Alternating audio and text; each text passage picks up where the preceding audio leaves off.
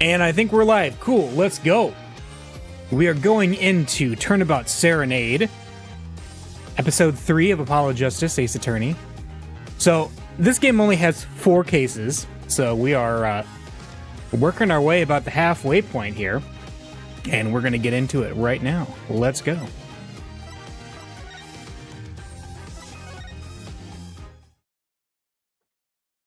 Episode 3, Turnabout Serenade. Let's rock!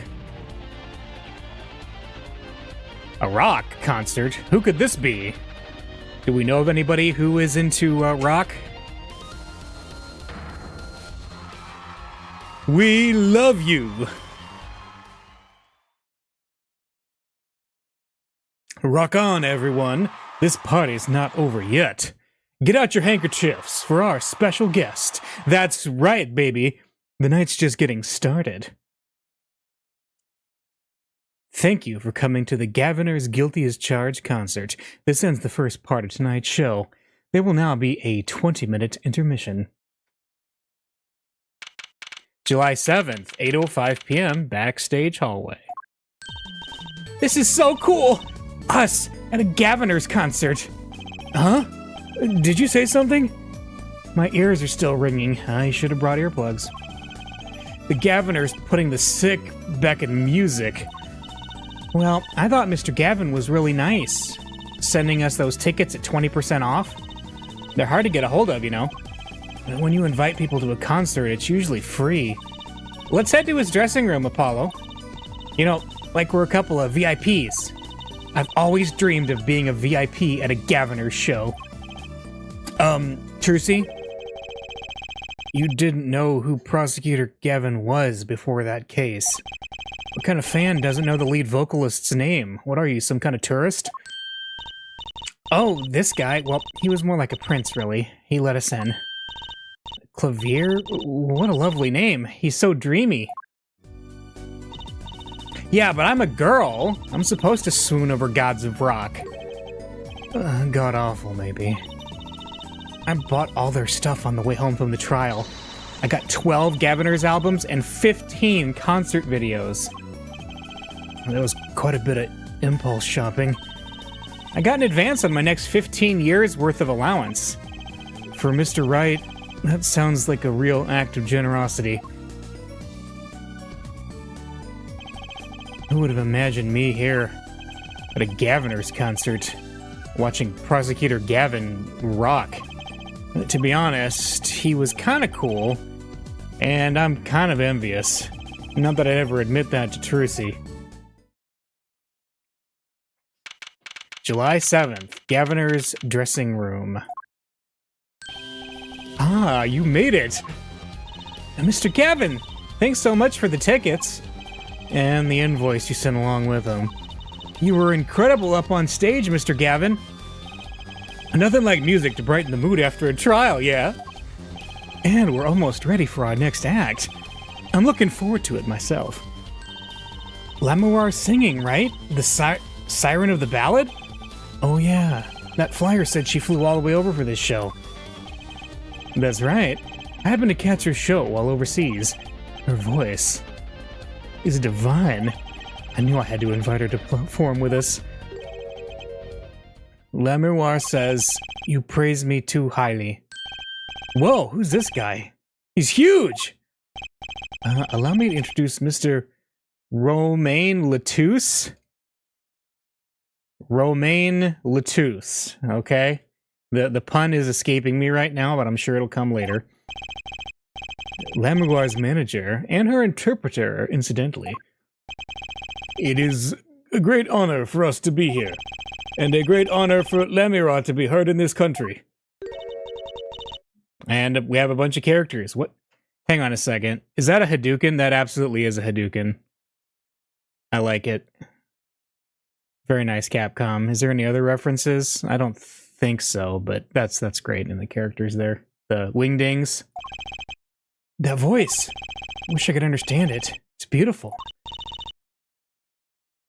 So no Hadoukens in this one. And there she is. Oh, it's Lemuar.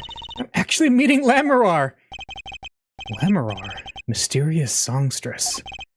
Her quiet, deep song glides through the air, lilting above a sparse but elegant piano accompaniment.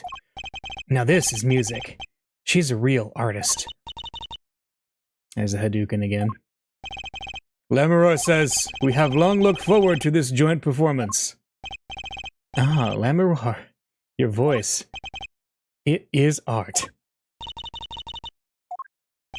Yet without his piano to guide me, it is but a voice. I've seen this kid somewhere before. He plays piano at all of Lamorar's concerts. He's cute, and he's a really good pianist. Good pianists are a dying breed, I hear. Allow me to introduce Machi Tobaye. He is blind. This is why he never strays far from Lamorar. They are always together. Machi? They're like characters from some fairy tale. Lamorar is so, what's that word? Exotic. And mysterious. She does seem quite pretty, or at least her eyes do. Hers is a kind of sightseeing musique. Huh? She travels the globe, putting the sights she sees into song. Even though her appearance and voice are exotic, her songs remind us of something close and warm. Sights into song. It's so poetic.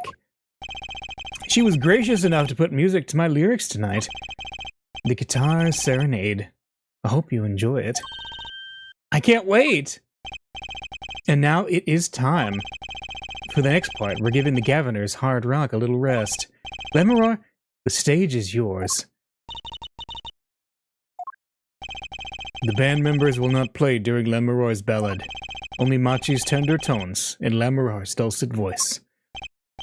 And my guitar, of course. Woohoo! Nights like this make it all worthwhile, you know? I should have learned to play the guitar. There's not much romance in chords of steel. Shall we hit the stage, then? Good luck, Mr. Gavin. You take care your hearts aren't stolen away, yeah? Let's get back to the concert hall, Polly. And off they go.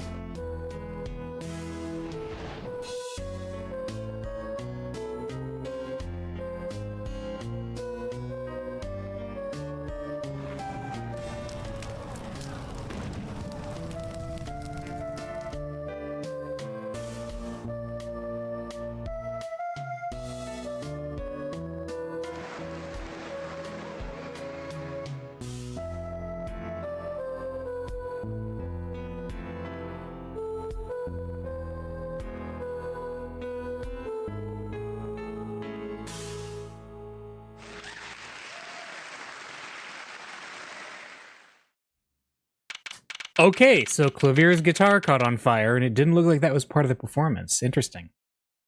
July 7th, 9:05 p.m., backstage hallway. Also, I hope you liked that cutscene, because one thing I remember from this case, playing it long time ago now, is that they really were proud of that cutscene, and they want you to see it a lot. Wow, wasn't Lamorar amazing? I even cried a little. I was surprised Prosecutor Gavin actually burned his guitar. That had to be one of the gayest performances I've ever seen. Yeah. Maybe, yes, maybe. You might be right. Yeah, that even surprised me, and I'm a magician. What a production. What a destruction. I don't think Prosecutor Gavin was expecting it either, oddly. He looked as surprised as I was. Is that what they call risking life and limb for art? I think he's my new hero. I'm not sure I'd call that art. Well, what are we doing here? Let's get going to Mr. Gavin's dressing room. There's 20 minutes till the last part of the show. How many breaks does this band need? July 7th, the Gaviner's dressing room. What the heck was that? I was never consulted about it. Sorry, Mr. Gavin, sir. I've asked the man in charge. I play new rock, not great balls of fire. Speaking of fire, I have a good mind to fire whoever's responsible. He seems upset. Apollo Justice? Were you the one who tried to torch me? Hey, I didn't do it! So much for risking your life for art. The guitar's serenade is ruined. Ruined! Well, let's try to talk to him at least. I'm not sure that's the best move right now. I can talk to him. The flaming guitar. You mean the guitar that wasn't part of the act? Part of the act? Who'd burn up a guitar on purpose? But it worked really well with the lyrics just then. Burning on in my heart, fire, burn my love away, all away. Wait. You think the audience thought it was... Sounds like he got lucky. They probably thought it was part of the act. At least I did. He got lucky and he didn't realize it. Anyway, that guitar was the Ferrari of guitars. All the speed, all the sound, and all the price. If I burned one of those at every show, I'd go broke. Unusually frugal for a rock band. Try saying that to Mr. Gavin. A tongue! Today's been one disaster after another. My hog won't run, my guitar case is broken. Daddy told me there'd be days like these. Nice. Lamarar's song. Wasn't Lamarar's song incredible? You worked on it too, right, Mr. Gavin? Yes, thanks. It was a collaboration. I wrote the lyrics and she wrote the melody. You know, I was surprised she could sing in English. I'm sure she practiced a long time for this day. Here. What's this? A lyric sheet. It's yours. Signed by myself and Lamarar. Yippee! Thanks so much! Will I ever get to sign our client defense agreements? Alright, we got the lyric sheet. Almost time for the third act of the night. Oh, there's more? Yes! Lamarar's part is done. Now it's time for us to drop our groove again, yeah? I hope you're ready to catch it. Woohoo! Ready? Apollo? I think I'll pass. Huh? I like the bit with Lamarar, but the rest could use a volume knob turned way down. Apollo, you're getting old. Ugh! Does 22 qualify as old to a 15-year-old? Yes. Well, I'm going. Let the old folks rest backstage, yeah? It's time to rock. Hey, you're older than I am. Okay. Oh, I guess I'm just gonna... What is this, curry? A delicious bowl of stew. Made of plastic. Huh. The bottom of the bowl has a G on it. They sell these at concerts? Whatever happened to t-shirts? Is that a Blue Badger guitar? That's an odd guitar. The design is that character I saw in the hallway, but with sunglasses. What a strange mascot. He looks like he's crying. Since when was rock about crying?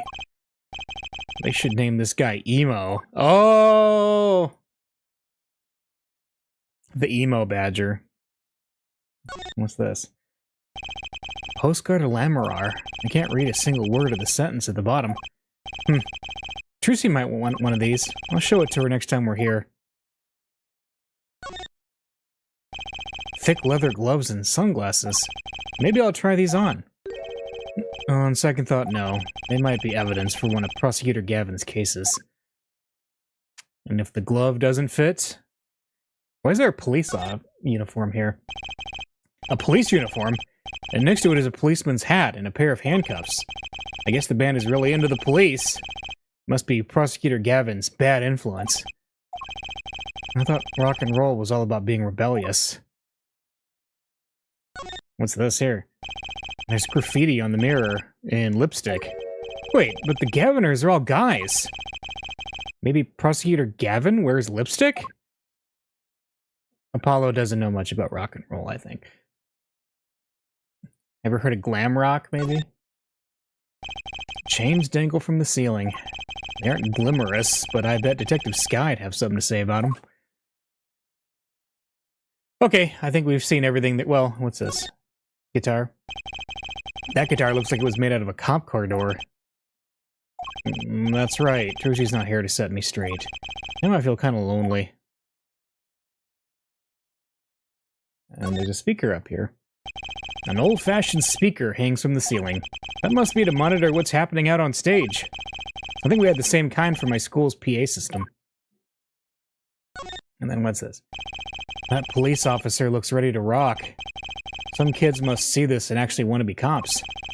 Somehow I don't think a rocking defense attorney would work too well. You never know. A rocking prosecutor's turning out pretty well. Alright, backstage hallway. July 7th, backstage hallway. Hey, it's you! That right kid! Detective Sky? I'll let that right kid business pass. Call me Emma. There's no need for titles once you've shared a bottle of fingerprinting powder. That's a new one. So, Emma, what are you doing here? Isn't it obvious? I'm snacking. Think I want to be here? Me, in charge of security in this pit? Security? Did something happen? There's no knowing with that glimmerous fop. Apparently he's all upset because something was stolen. He wanted security back here during the concert. Where does he get off acting like he's some big rock star? He is a big rock star. Hey, you listening to me? So, where's this door here lead to? Oh, this one? That's Lamorar's dressing room. Don't even think of going in there unless you want a piece of snack ooze in your face. Is she ever in a good mood, I wonder? Well, let's talk. The Gaviners. Emma? I've never seen someone eat snacks with such vehemence. Better give her a wide berth. She snack-ooed me. Okay, so she's not gonna talk right now. I could show her my attorney's badge. Hey, Emma, could you take a look at this? What do you think? That must be a bottomless bag of snacks. Oh my gosh. She found Inspector Gregson's bottomless newspaper wrapper of chips. Alright, let's see. What is this? What's this? Some kind of headset earpiece? Why would someone leave this in the hallway? Maybe Lamorar's bodyguard dropped it? She must be descended from Inspector Gregson. Yes. Hey, Emma? Will you stop eating those snacks for 1 second and listen? Ha! You think you're going to pull me away from my snacks just to hear you mumbling on and on about whatever. You're going to be sorely disappointed. At least I got her to stop munching. Oh my. What's that odd-looking doll doing there? Oh, yeah, that's the blue badger. Could you try either talking or munching, but not both? She snack-ooed me! Serves me right, everyone out of my way. Sorry, I don't speak snack-oos.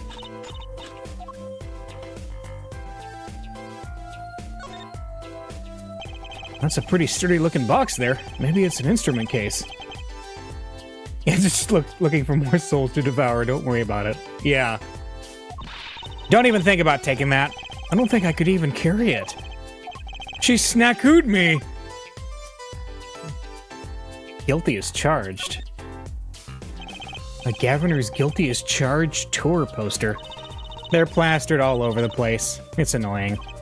Well, this is the concert venue. It makes sense. Why? Everyone here is already here. Why advertise to them? And people like to see the poster at the concert. It's part of the experience. Do you have to find fault with everything I say? She snackooed me. Come to think of it, I am a little thirsty. I'll have some tea. I think I'll get a water. I'll have tea! If you want tea so bad, go buy it yourself. She snackooed me. I'll take a tea. Okay.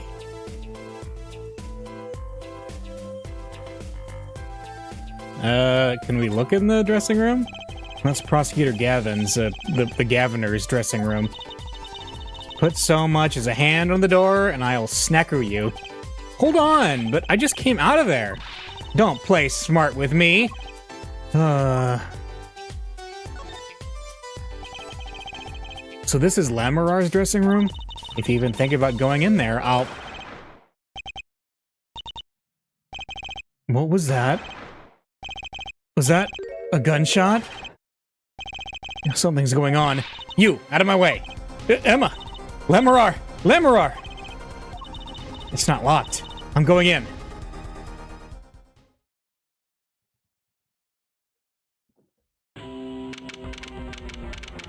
July 7th, 9:30 p.m. Lamarar's dressing room. What's that awful noise? Oh, it's the concert. Ah, it's Lamarar's manager, Mr. What's his name? Latouche! Oh no! Hey you, me? Watch this room for me. I have to call for backup.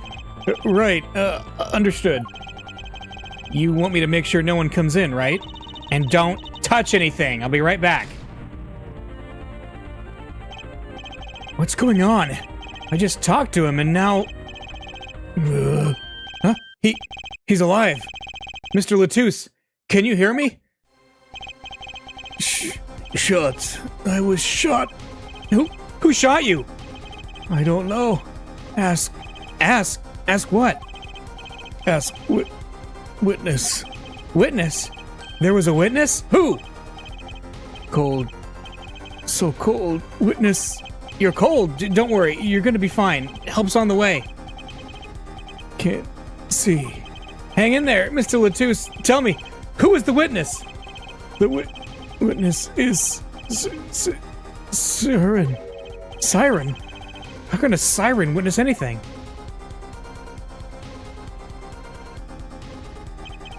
Mr. Latouche! Yipes, Emma! Who was that? Who's there? What's wrong? Emma, did you see anyone just now? Huh? No. I could have sworn I heard a door close. The concert's been canceled. Backup's on its way. Is Mr. Latouche... He's dead, isn't he? That's terrible. I lost him. Romain Latouche. Shot. And I heard his last words. The witness is the siren. Whatever that means. July 7th, backstage hallway. The venue's locked down. We took names and addresses before letting the crowd go. Good work, Darian. I'll let you know if I find out anything about the victim. Later. It's investigation time, then. Yeah, Fräulein Detective? I don't need some rock and rolling prosecutor to tell me that. One request I must make. Tell no one, on staff or otherwise, anything of this. Oh, a gag order! No word gets out, other than that Mr. Latouche is dead. No word of the cause of death, or of the murder. Tell no one? Not even Lamarar? Not even her. We must keep everything under wraps. Oh, one other thing. I'll need your signature on this, Herr Forehead. Yours too, Fräulein. On that? An investigation request? Why just us? You two are civilians. It's standard procedure. I should be okay to sign, I think. Prosecutor Gavin's investigation request signed with great reluctance. Right, well, get started with the investigation. I'm on it already. And one tip for you. Huh? Me? Try not to get in the Fräulein Detective's way. She's in a foul mood today. Oh, gee, I wonder why. We were all questioned as witnesses, and now none of us can go home. We'll investigate, all right. Our way. Somehow I don't see us getting back to that crime scene anytime soon. I still can't believe I was there when it happened. Not an experience I care to repeat anytime soon. This is no time for navel-gazing. Let's crack this case. Don't worry about Trucy. She seems to have a very loose idea of what it means to be an attorney. Of course, that's not surprising considering who her father is. Something the matter? No, let's get cracking. I'm the only one who was there. The only one who heard Mr. Latouse's last words. Yeah, the witness is Siren. First order of business is to find out what he meant by siren. Alright. Well, I'm assuming we can't actually go in. Let's try. July 7th, Lamorar's dressing room? Oh, it's you! I figured you'd come. You have to let us investigate the scene. Please! You're attorneys, no? Shouldn't you wait until you have a client? Latouse did tell me to ask the witness, the siren. With his dying breath, no less. Doesn't that count? Glare at me all you want! You'll get no snacks from me. Please! Think of poor Lamorar. Oh well, I suppose. You did find the body with me. Great, let's get to it. Right. Just try not to touch anything. She's letting us look. And she's not munching her snacks. This bodes well. There are clues here, I can feel it. Leave no hanger unhung, no spot unspotted. Can we talk to her? Let's talk about the victim. Mr. Romain Latousse, wasn't it? He was Lamorar's manager and interpreter, apparently. This was his first time in the country. So I'm guessing he didn't know many people here. It doesn't seem likely. Nor can I think of anyone with a motive to murder him. Except for one person, of course. One person? Who? Lamorar. No one here might have had a motive, but she's from... What are you talking about? Hey, it was Emma's idea. I said nothing. Always with the snacks. He's a big man. Or was. Were you? I don't think even I would win in a fight with him. Which is why whoever it was used a revolver, I'm guessing. We've sent a request to the Borginian embassy for more info on him. Oh yeah, Borginia. That country comes up a few times in the Edgeworth games. Well, you and I know more about the crime than anyone. You do? Well, that's true. It was us who found the body. What? Huh. I guess that's what I missed for watching the concert. Hey, I wish I was watching the concert. Anything would be better than this. Well, we know the crime took place during the concert. And when we heard the shot and entered the room, the killer was already gone. What? But that doesn't make sense. You came in when you heard the shot and no one was here? How'd they leave the room? That window was a little small, isn't it? The mystery of the disappearing killer. Well, let's examine things. I see something on the floor here. What's this? Oh, what a pretty brooch. Oh, Emma? You're not gonna say, "Can I have it, please," are you? Oh, look, you may be a cute little girl of 15, but that doesn't get you any special treatment with me. Oh. It's not healthy to envy the young, Emma. It's not about envy. It's about tampering with evidence. Note to self, Emma lacks a sense of humor. Use caution. You need to learn to respect your elders a little. Something seems so familiar about that brooch. Found at this crime scene seems strangely familiar. Can we examine it, even though we were technically told not to look at it, not to touch anything? We can. What's this? A sort of pin fastener for attaching things to clothes. Not a safety pin type, though. So it's not a safety pin? Is it a danger pin? I suppose if you stuck it in your eye, then yeah, sure. But you could do that with a safety pin, too, for that matter. Thanks for taking the fun out of my danger pin. Oh, you're driving a danger pin through my heart here.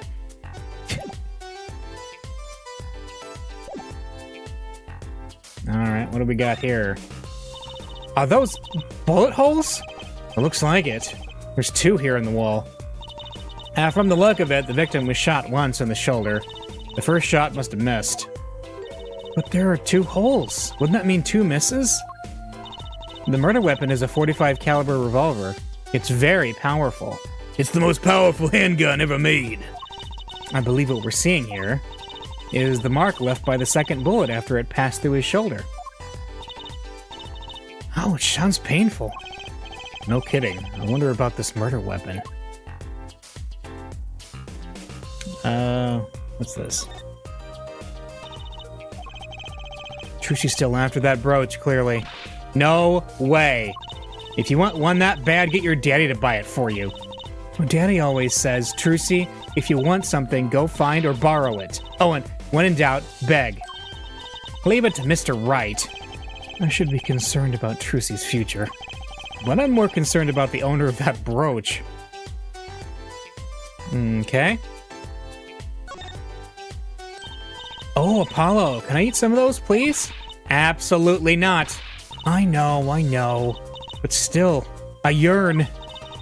Look, you're not the only one eyeing that fruit here. Well then, what are we waiting for? Let's eat. Right. Whoa, stop it! Are you too crazy? Emma, you of all people should know better.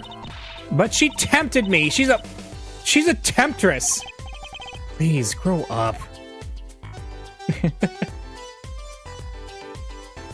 What's this?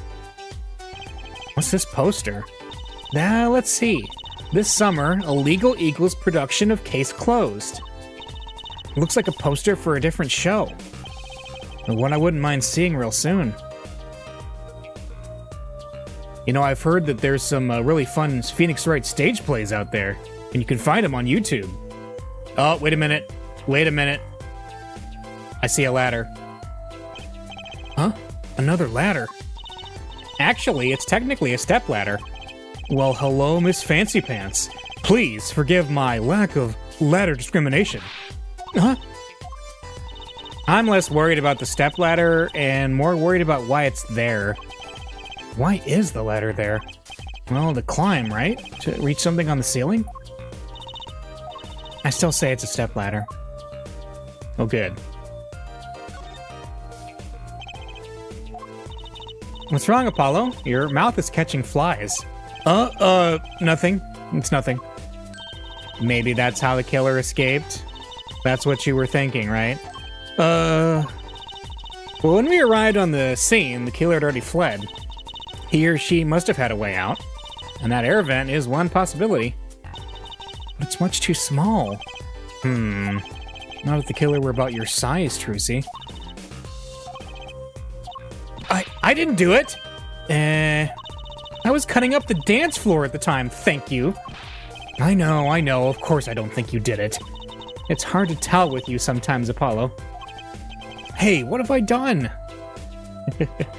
Alright, let's look at the tiny window over here. Look, there's a little window over here.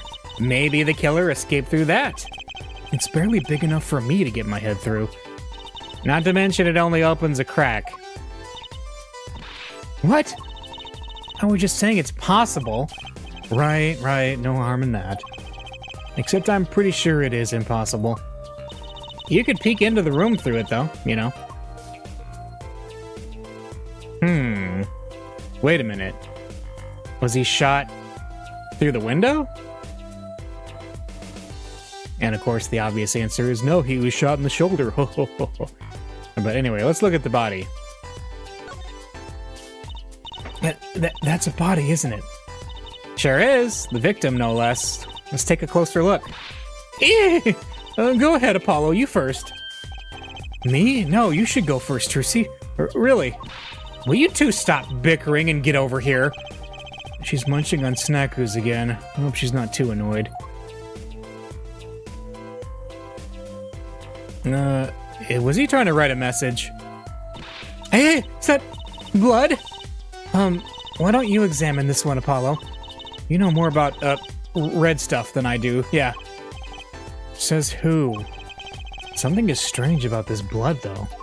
Is that what it looks like?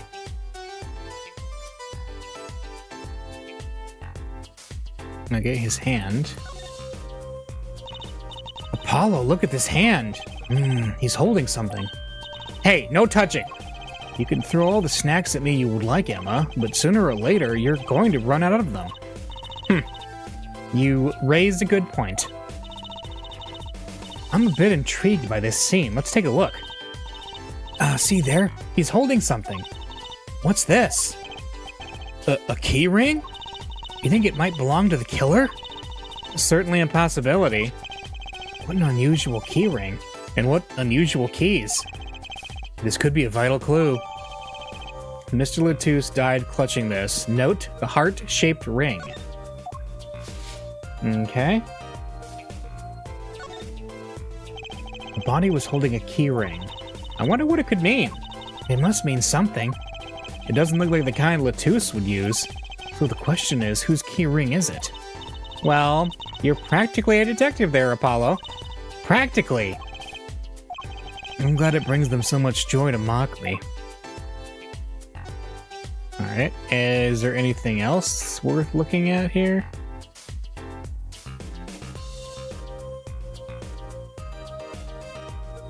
I don't think so. Alright. Let's look at the gun next. This is the murder weapon, isn't it? This revolver? That's right. A big .45 caliber revolver. Wow. I wonder who brought this in here. I thought only police were allowed to have one of those. Why are you giving me that look? I didn't do it. I didn't... Listen, I was out in the hall eating Snackoos when it happened. I know. No one here thinks you did it, Emma. It's hard to tell with you sometimes, Apollo. Hey, what have I done? Wait, if the killer brought a revolver, it must mean they had planned this from the start. That's right? The murder weapon, a deadly high-caliber revolver. Interesting.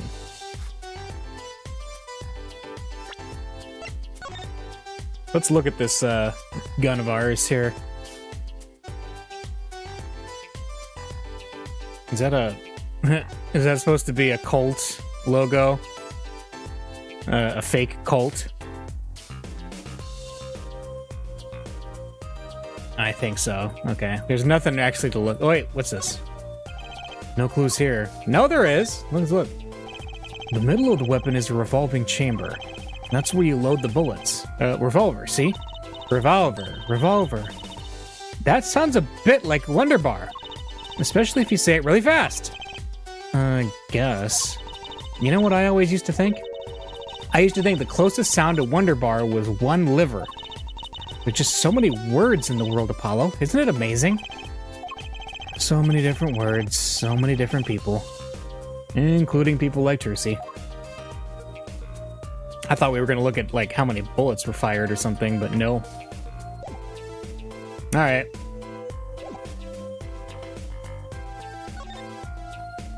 This is one of those, things, right? At the barbers? A permanent dryer. You want me to curl those bangs of yours? No thanks. Better not mess with his hair, Emma. It's part of his identity, you know? Look at all these presents. MRR sure is popular. Oh, I wonder what's inside. We can't open them, can we? Probably not a good idea. You never know what you might find in one of these boxes. Bombs, razors, ransom notes. It could be anything. Oh, I'm never having a birthday party again. Oh, what's this? No clues. Yeah, there is. Seeing these mirrors lined up like that makes me think I'm really in a dressing room. You are in a dressing room? This must be makeup. I've never heard of most of these brands. Maybe they're Borginian. All I know is they sure don't make for much of a clue. Okay, so what about the flowers? What an amazing bouquet. I mean, it's giant. Not sure I approve. It'd be better if this flower was a bit more... Oh! The flower fell off. What happened to preserving the crime scene, Emma? It's fine! Fine! I'll just put it back, see?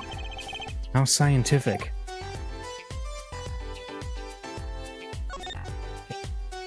A .45 caliber revolver. Very deadly. You know, Apollo, I was wondering, what's a caliber? And what does the .45 mean? Huh?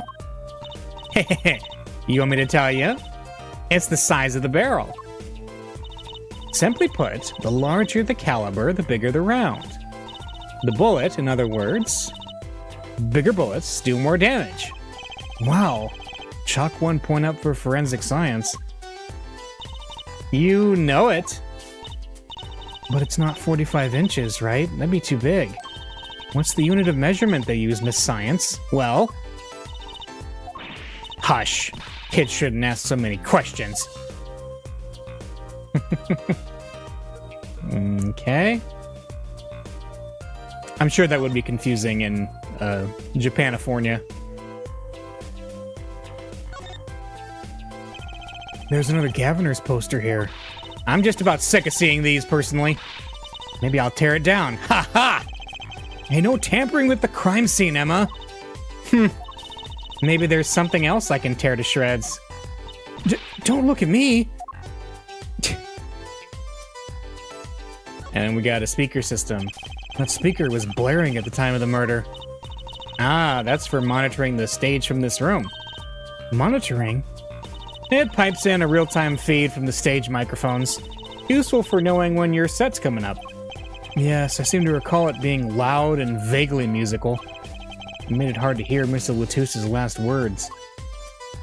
It's 45 freedoms wide. Yes, that's right, it is. Alright. I guess we're done in this room. So how about we go to the Gaviner's room? July 7th, Gaviner's dressing room. Huh, looks like nobody's here.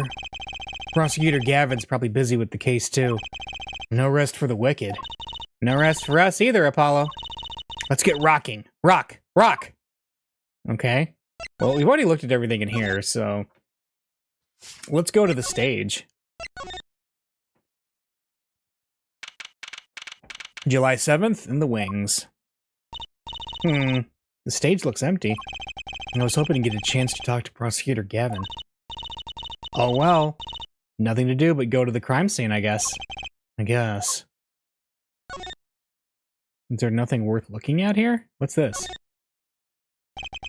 Look at all these electronic devices. I'm guessing they have something to do with sound? Well, I guess we can fiddle. Let's see here. Don't touch that. A healthy curiosity is the key to a good investigation. When in doubt, fiddle. That's what Daddy always says. They should require parental testing, clearly. Where is Phoenix, anyway? Why didn't he come to this concert? What a big stage! It's on a whole other scale than the Wonder Bar. The lights were so bright I couldn't see the whole first part of the concert.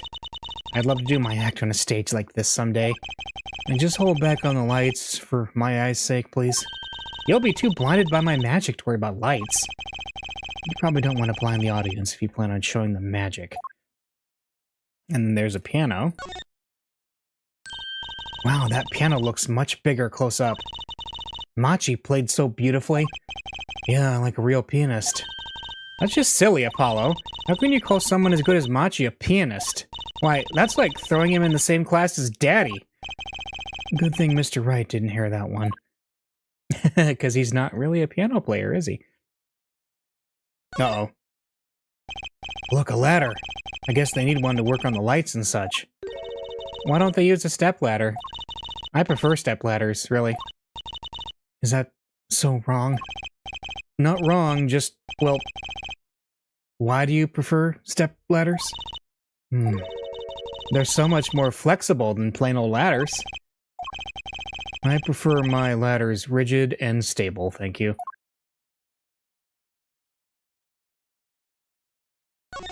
Okay. Now that's a big instrument case. That's a case for a contrabass, I think. You could fit 20 violins in there, I bet. It may look like a violin, but it's a completely different instrument. You could fit 5 trusies in there, I bet. Hey, are you comparing me to an instrument?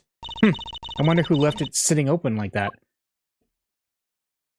I don't know. Alright, we've seen everything we can here. So, I'm guessing there's more to do in the crime scene.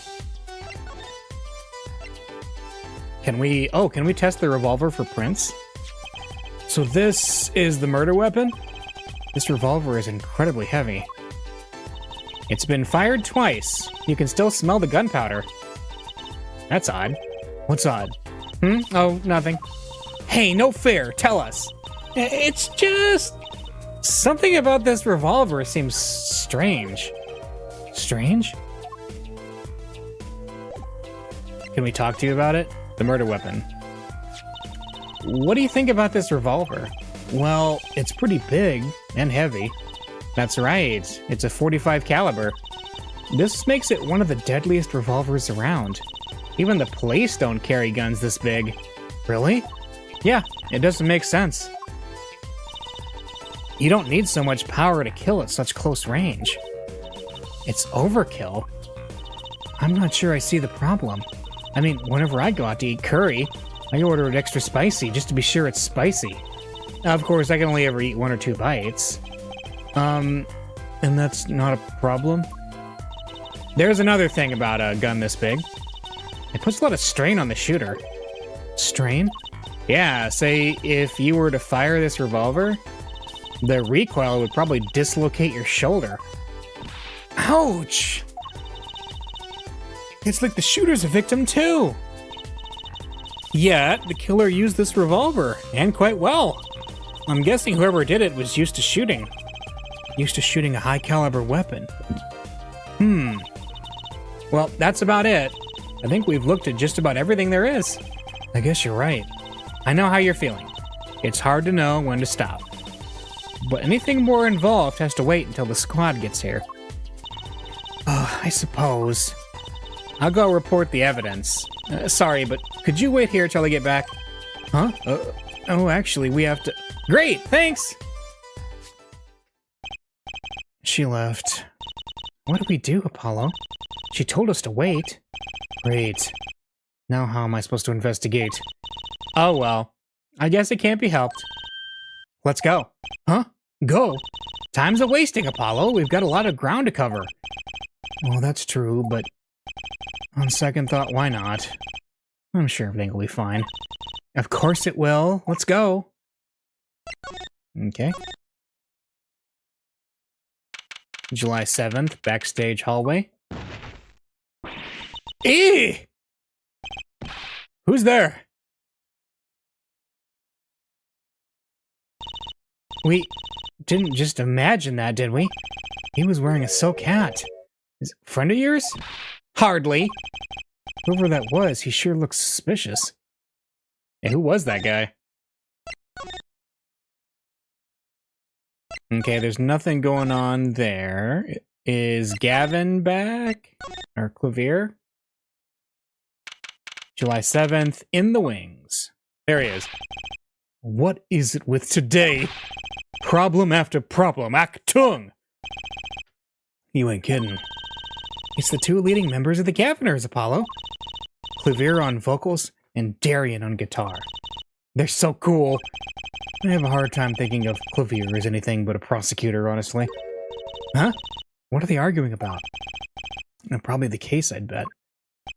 My hog won't start, my guitar case is busted, my guitar has been burnt to a crisp, and to top it all off, someone's dead. And then there was that performance just now. What was that all about?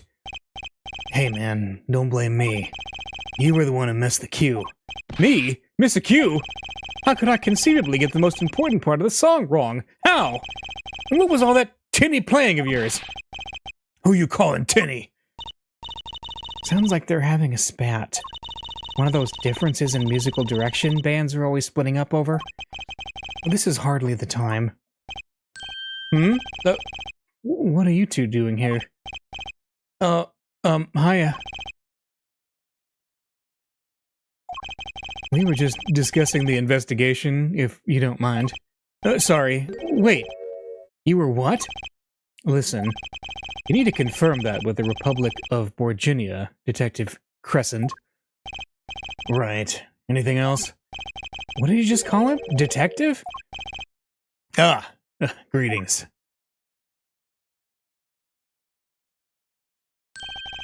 Darien Crescent.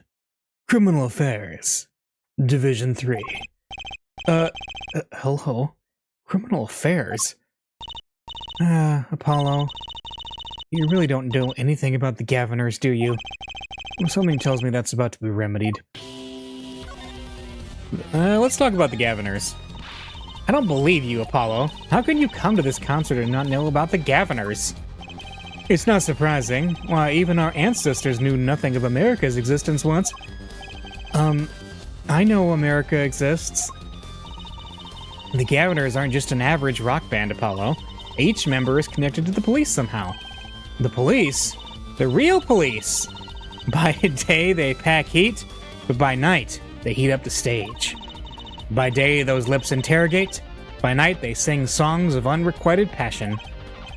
Okay. They debuted 7 years ago with 13 Years Hard Time for Love. Then came Love with No Chance of Parole, and My Boyfriend is the Prosecution's Witness. The list of hits goes on and on.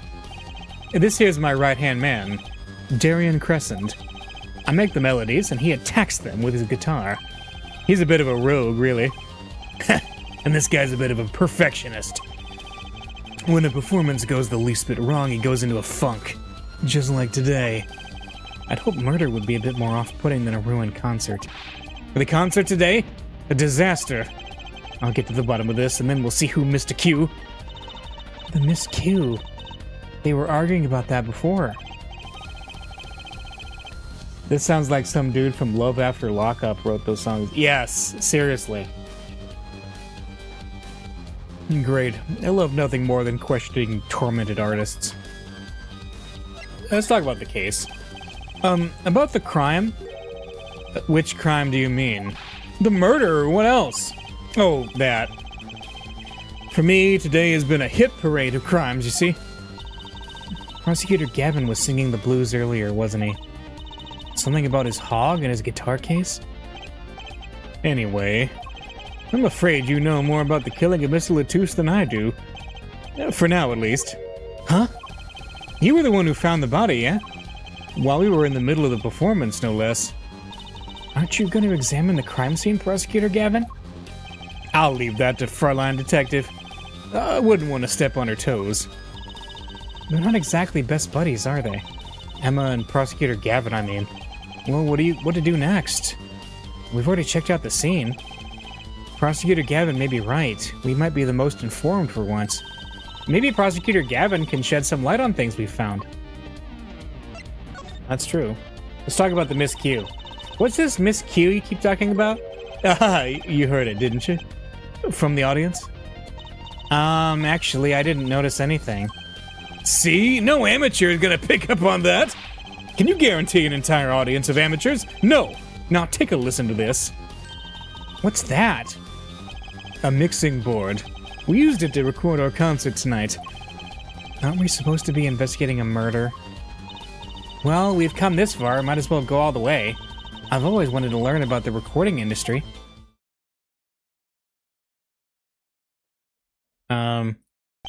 This is but one of the devices used in recordings.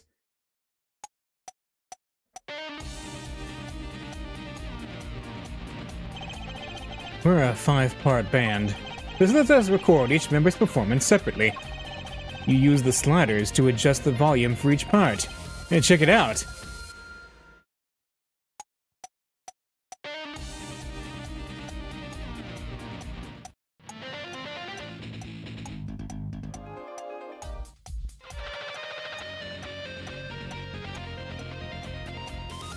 Right. Wow, neat. So, could you say, hear only the drum part? Of course. That's how we'll find the criminal guilty of missing his cue tonight.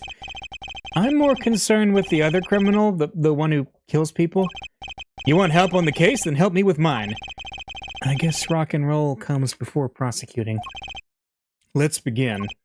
First, we bring up the part of the performance in question. You simply choose the section of the song you wish to hear on the uppermost bar. Like so. There it is. Now listen.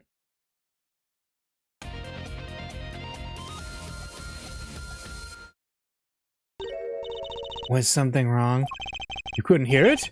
Listen again, closely.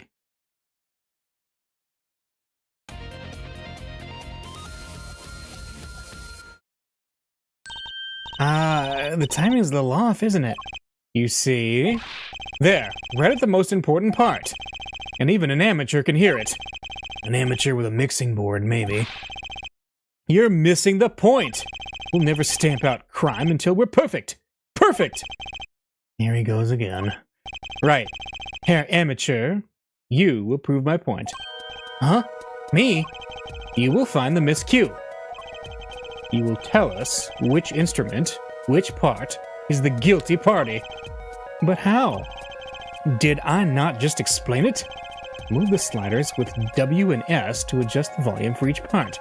Then you'll find the part that hopelessly bungles the cues with A and D. You'll find it with your untrained amateur ears. Nothing to do but try, Apollo. I guess. I'll admit, this looks kind of fun. At first, a quick review. Yes, we know. Jump to another section with, yep, and use A&D, yep. I could probably just do it with the mouse, too. Once you found it, press R to point it out. Time to rock. Okay? Do you think they're just as insufferable to work with as they are bandmates? I think they probably are. All right.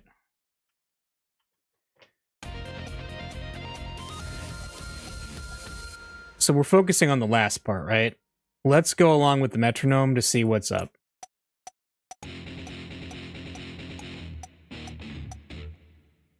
Oh, yeah, that part's messed up. This part sounds a little off. Well, let's see.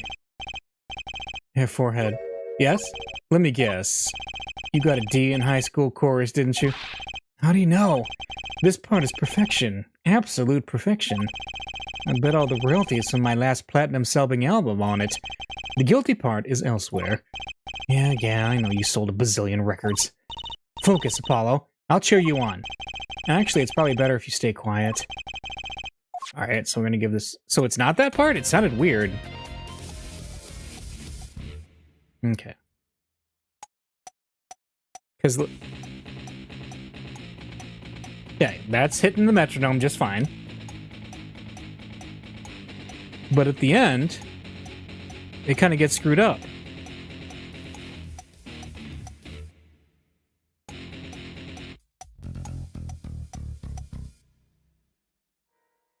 Let's listen again.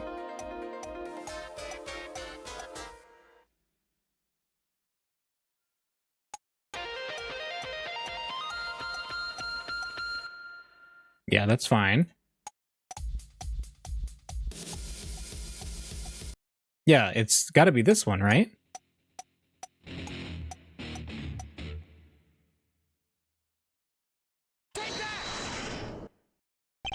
This part's off. Which is that? Second guitar. Ah! It was you, Darian! Ah, well, looks like the cat's out of the bag. Oh, well? That's all you have to say?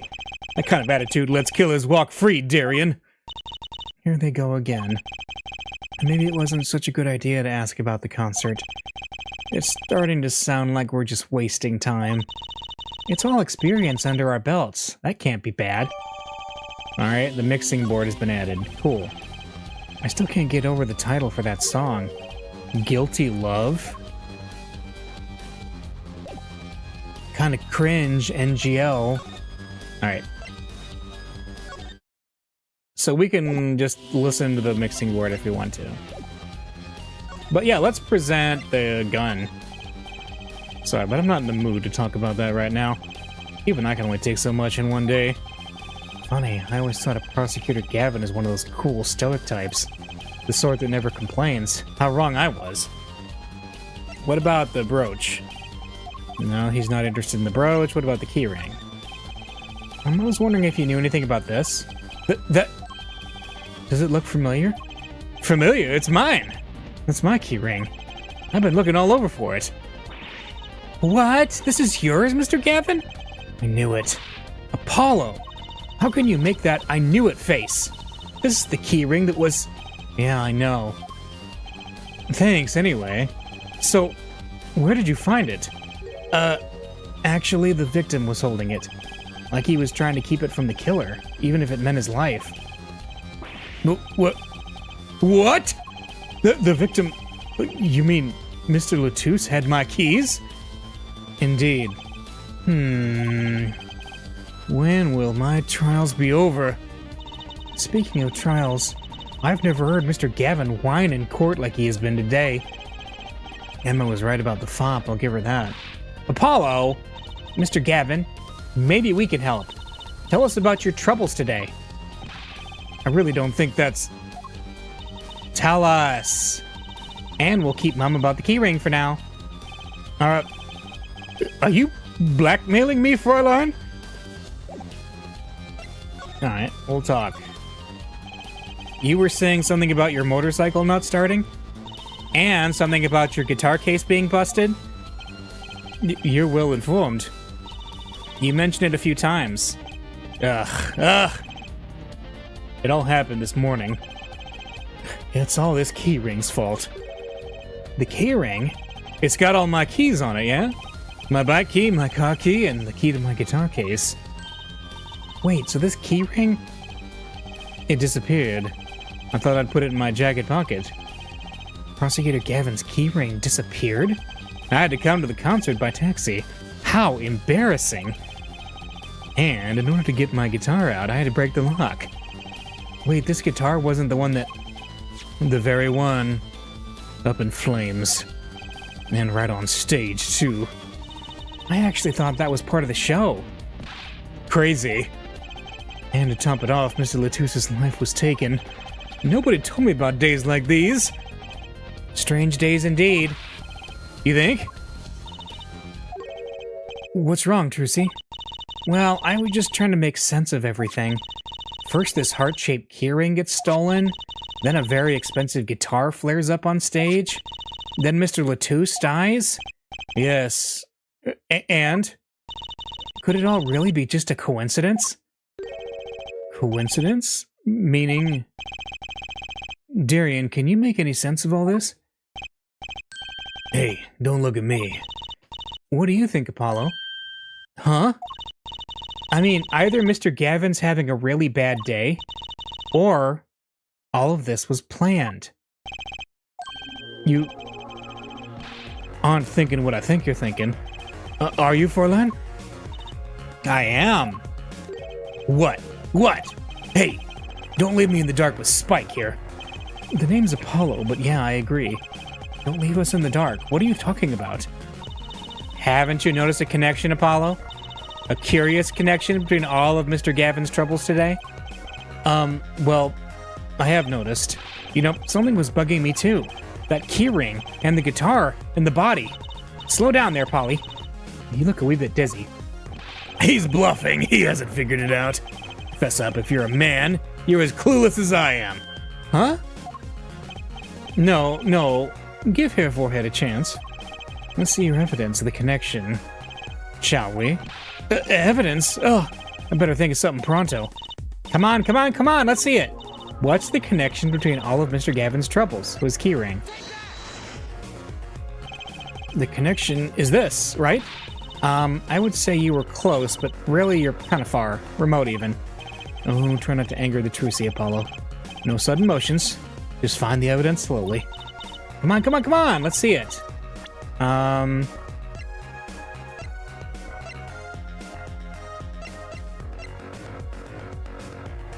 Wait. Oh! Wait a minute, let's read this. Sugar, sugar. Oh, that night in your embrace, when you stole away the keys, my heart held on to so tight. Pleasure, pleasure, but a fleeting memory, it wraps itself around me, and through the air I fly. Whoa, whoa, burning on my heart, like a bullet of love, fire, take my heart away, all away. Well, he wasn't shot in the heart, he was shot in the shoulder, though. Is it really the lyrics? Let's see. It's this, isn't it? A lyric sheet? The guitar serenade? What's that got to do with anything? It has everything to do with everything. Though I wouldn't have believed it if the Fräulein hadn't pointed it out. What are you talking about, man? Enough with the riddles. Maybe it is a coincidence, or perhaps it means something. Don't you think, Fräulein? I do. Everything that's happened to Mr. Gavin today is predicted in the lyrics to this song. Oh, what? No way. Let's talk about the song's prediction. Look, just think about everything that happened to Mr. Gavin. Let's list them in the order that they occurred. While reading this lyric sheet, first, the keyring was stolen. And not just any keyring, a heart-shaped keyring. That's right here. When you stole away the keys, my heart held on to so tight. This is a heart holding keys. And next is a guitar burst into flame. Burning on in my heart, fire burned my love away. And then Mr. Latouche was killed. Like a bullet of love, fire, take my life away. But that's crazy. Yeah, no kidding. So everything that happened today, here? This song predicted it all? Or perhaps it was the other way around. Huh? The criminal could have based their crime on the lyrics. But who would go through all that trouble? Someone who moves in mysterious ways, no doubt. I believe you've stumbled upon something quite vital. And quite annoying, Fräulein. She looks pleased. The lyrics predicting the crime. Clavier? Seems a bit more than just a coincidence to me. I have to agree. Keyring, the guitar, and the murder. The keyring might have been dropped by accident, yet the victim was holding it. Hard to think that it was unconnected. That's true. Prosecutor Gavin's as calm and collected as ever. So the crime matched their actions to the lyrics? That sounds likely. Why would anyone do that? While we think about that, I'm gonna get cracking on the biggest crime here. I'm gonna talk to the Borginian embassy about this, Mr. Latouche. Ah, right. Thanks, Darian. I'll leave the pondering of mysteries to you. I'm out of here. A foreign national, Mr. Latouche, was killed. It seems like that would have been the point of all this, but they did more than that.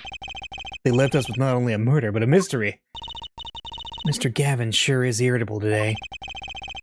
Maybe this is the real Prosecutor Gavin we don't get to see in the courtroom. I've had enough, frankly. If you find any more mysteries, do me a favor and keep them to yourselves, yeah? Yeah. I guess this is all we're gonna get from Prosecutor Gavin. That leaves Lamorar to question. Prosecutor Gavin, do you know where Lamorar is now? I had to go to my dressing room. With that pianist Machi Tobaye, of course. She seemed rather shocked by Mr. Latouche's sudden passing. The Gaviner's dressing room. Got it. Okay. Hey, one last thing, though. Can you look at my attorney's badge? Here, forehead. Yeah? Understand that I am not Prosecutor Gavin now. I am lead vocal of the Gaviners. That badge sings a different song on a different stage. Right. I wish I had an alter ego to hide behind sometimes. Alright. July 7th, backstage hallway. Ah!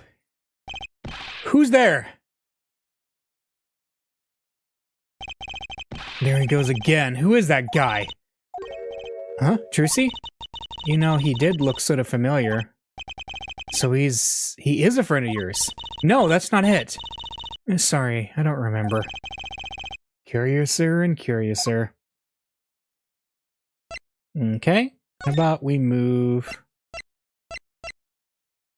into the Gaviner's dressing room? July 7th, Gaviner's dressing room. Ah, Lamorar! What has happened? I heard that Mr. Latouche has died. Lemurr, you speak? I mean, you speak English? Yes. I was invited here from the Republic of Virginia, but I am not Virginian by birth. But wasn't Mr. Latouche your interpreter? Yes. Well, it was Mr. Latouche's idea. He thought it would add to the mystery, you see. Then your pianist is also... No, Machi Tabai is Virginian. He does not speak English. Now, please, tell me, what has happened to Mr. Latouche? Why did he... Actually, Mr. Latouche was... Trucy! Huh? Remember what Prosecutor Gavin said, not a word.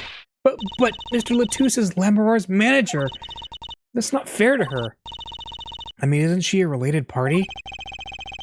Precisely who Prosecutor Gavin doesn't want to alert, I'd suspect. All we have been told is to wait here in this room. It is very unsettling. I'm sorry, we're trying to figure it out ourselves. Do you think I could ask you some questions? Of course. I am always willing to help. She's as calm as she looked on stage. Can't put my finger on why. But I like this Lemurr. What is it, Machi? What? But you'd be alone.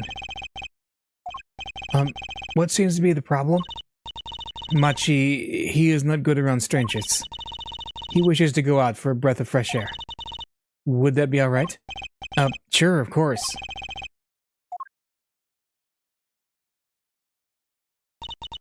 Very well. What is it you wish to ask me about? Do you know this brooch? That reminds me. Does this brooch look familiar to you? My brooch? Yes. Well, it may be mine. Yours, Lemurr? I was wearing a brooch earlier, you see. I must have lost it. Well, that explains the brooch we found. It was Lemurr's. Thank you. I was wondering where I dropped it. So this brooch belongs to her. That begs the question. Is something wrong, Apollo? What was this brooch doing at the crime scene? Okay. What about the lyrics? Would you mind taking a look at this, Lemurr? I'm sorry, I'm not sure what to say. I wish I could help you. Don't worry about it. Certainly one of the most pleasant refusals I've ever had. The investigation... The key ring, maybe? No, she doesn't know anything about that. Sure, the gun. She doesn't know anything about the gun.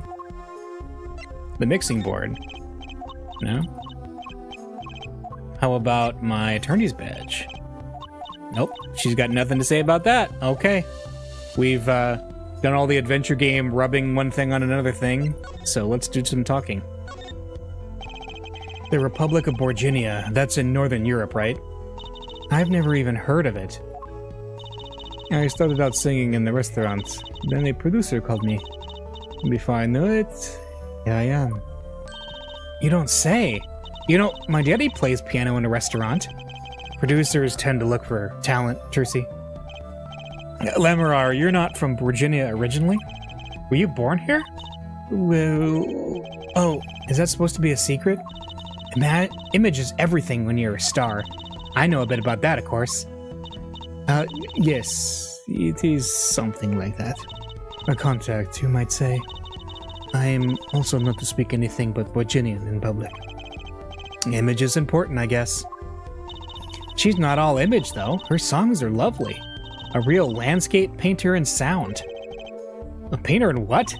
She travels the world, turning the sights she sees into music. That's the secret to your music's beauty, right? You're very perceptive. Oh, I use your songs all the time in my stage act. I don't have to pay royalties for that, do I? Stop while you're ahead, Trucy.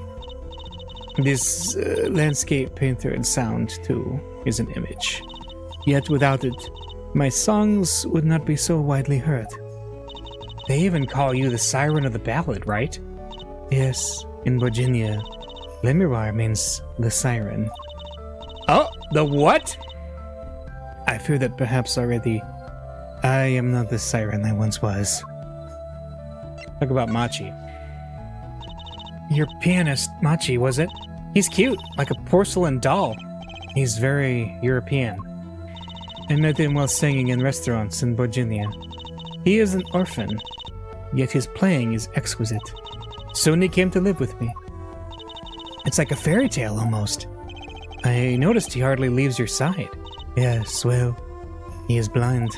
At first, I hesitated at taking him across the world. He doesn't speak English either, does he? He had never left Virginia before we met.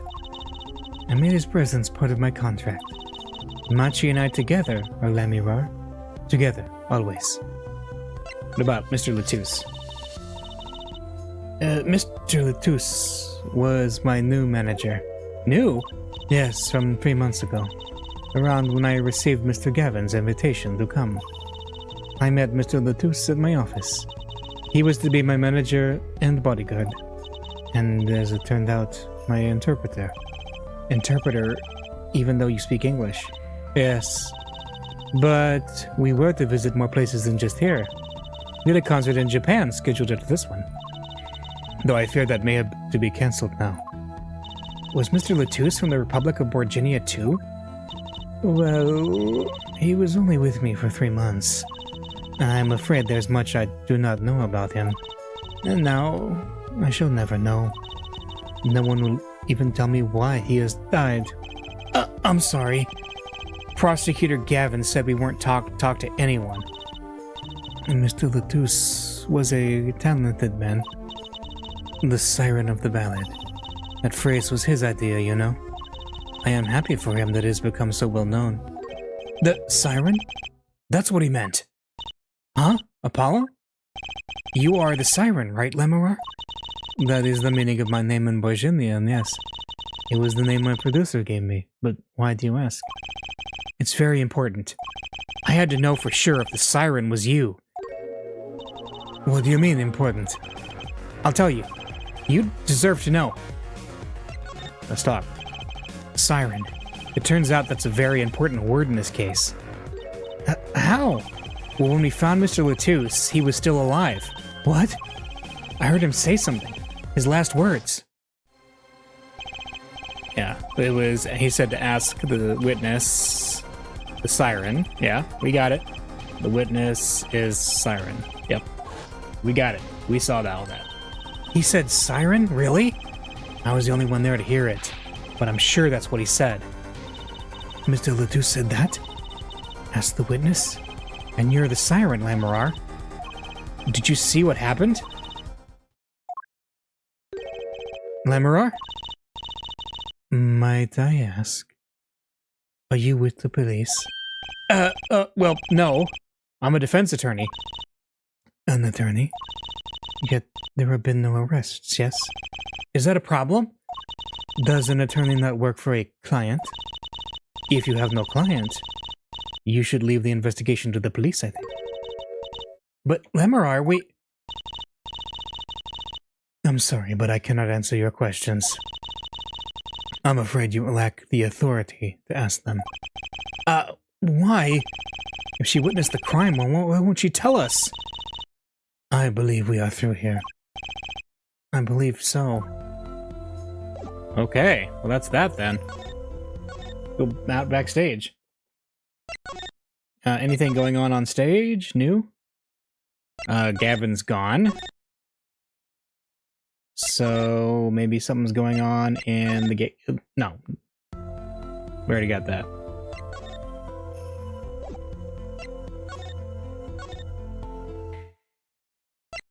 How about her dressing room? Oh, Emma's gone too? Weird. Okay. So what are we missing then? Can we look at this again, maybe? What's that? Looks like some kind of future phone. Not a phone, a transceiver. It's called a headset.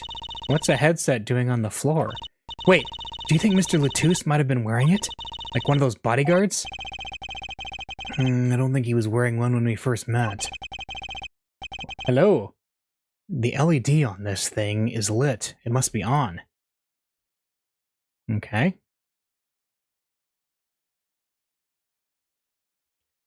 Is there anything worth looking at? Because we've already looked at everything in here. Right? Because that's the... Yeah.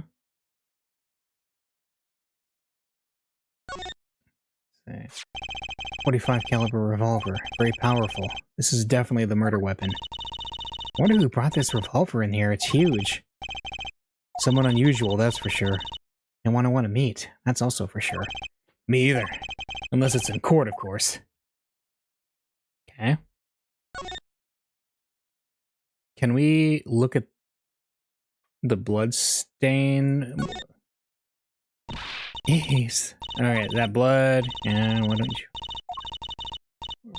red stuff than I do. This who? I think it's strange about this blood, though.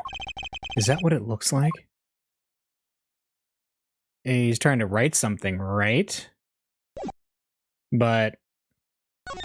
yeah, I don't know what exactly the idea behind that is. Let's see if we can... So if we go to the stage, I don't think there's anything actually worth looking at up here. Yeah, we've already looked at everything on the stage, so the stage is fine. I suppose we could look at stuff here, like the Blue Badger. That's the Blue Badger, the police mascot. Does the Blue Badger have something to do with the band? Well, yeah, the Blue Badger is the Governor's mascot, too. Huh. Go figure. I hear those things fly off the shelves. I hope to take a closer look at one someday. I see. So there's your satanic rock music imagery. Looks like an instrument case. A big instrument case. There's a great magic trick you can do with one of these. Huh? What kind? The miraculous beautiful girl escapes the case illusion. So it's the girl who's miraculous and not the escape? Literally fly because they're possessed by the devil. Yep. So picky. A concert poster for the Guilty as Charged tour. I love that name. Guilty as Charged. Seems kind of negative to me. Well, why don't we do the opposite? Magician Trucy presents the Innocent is Charged tour. It kind of loses its impact, doesn't it? And what about the soda machine? I'm thirsty, Apollo. You want something to drink? How about this one? A Steel Samurai Soda. Now in real steel flavor. Huh? Here, my treat. Hey, this isn't enough change. The machines outside are cheaper. This one is highway robbery. Steel Samurai energy drink for real gamers. Dressing room. You want some? I'm parched now. Yeah, get yourself, crack open a white Steel Samurai knot monster. Lemuroy's dressing room. The scene of the crime. I'm not supposed to go in there. But aren't we involved? Aren't we duty-bound to investigate? Sadly, no. Though the situation being what it is, I'll be our best chance to do some snooping. That was probably from much earlier. That's the Governor's dressing room. The crime scene was Lamoureux's dressing room. I love the Steel Samurai golden flavor. Yes. Never know where clues might be hiding, Apollo. Let's case this joint. And after you, Trucy P.I. Interesting. Hang on a second. So we got dressing room 1 and dressing room 2, but there's names here, right? I am curious if the nameplates got switched at some point. Or something like that. I don't know. This is just like trying to go meta on this. I guess we should go back to the Governor's room and look around.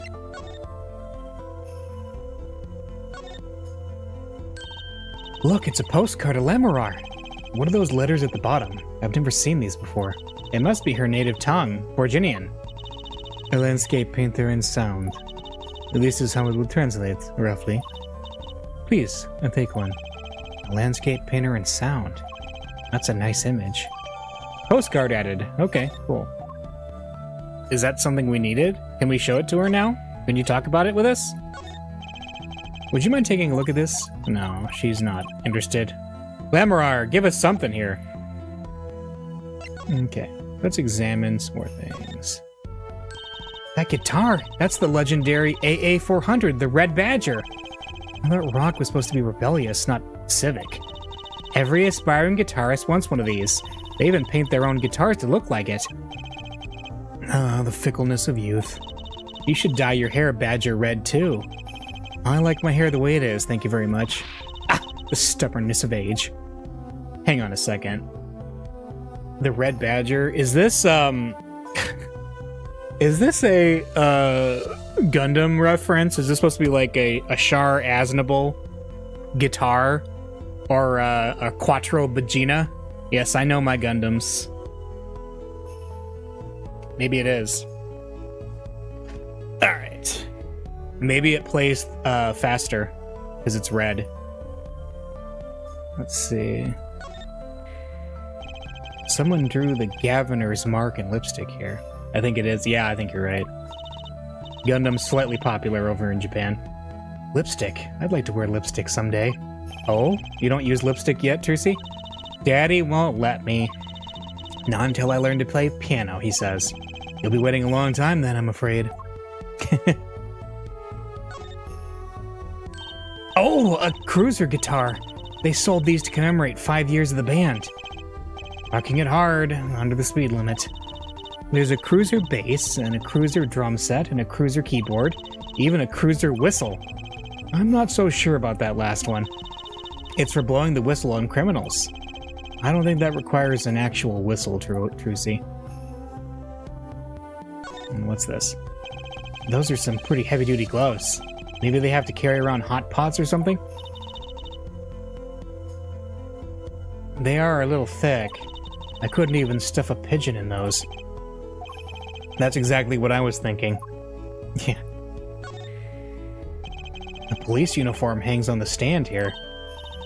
Oh, I want to try it on. Nothing to see here. Move along. It's okay. You don't have to go that far to be special.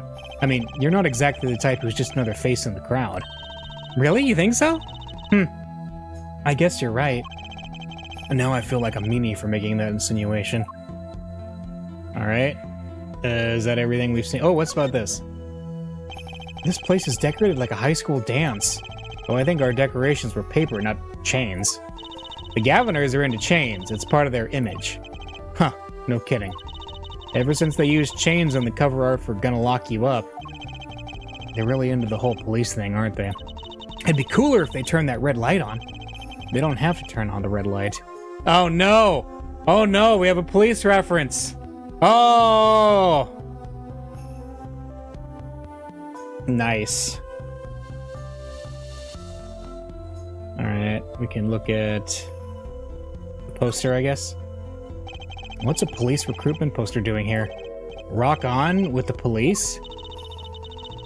Maybe they're trying to trick kids into thinking the police are some kind of band?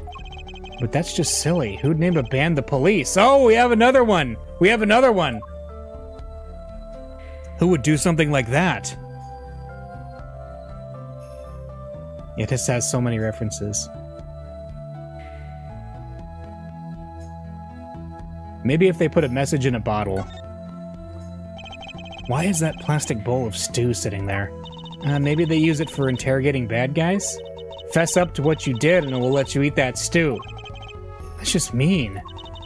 It gets worse. See, if the bad guy confesses, they say, okay, eat it. If you can. See, it's made of plastic. It's like you don't know which ones are the real bad guys. I think you need to take a deep breath, Trucy. Nice. Alright. Well, I want some stew. Yeah, that would be good. Let's see. Backstage hallway. July 8th, 12:22 a.m. Backstage hallway. Oh, it's past midnight. Wow. Whoa, who's there now? Ah, it's you. Where were you? Ah, Emma! Is something wrong? She looks grumpier than usual. You bet something's wrong. The impossible's happened. It's all your fault, you know? Oops. Maybe this is about us leaving the crime scene. What do you mean by impossible?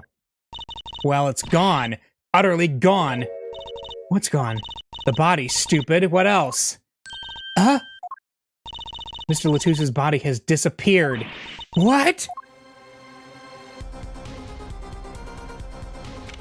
July 8th, Lamoureux's dressing room. Prosecutor Gavin. From your vacant stare, I gather you've heard the news. I heard Mr. Latouche's body has gone missing. Look for yourself. Quite the pickle. Quite the pickle. How can you just stand there?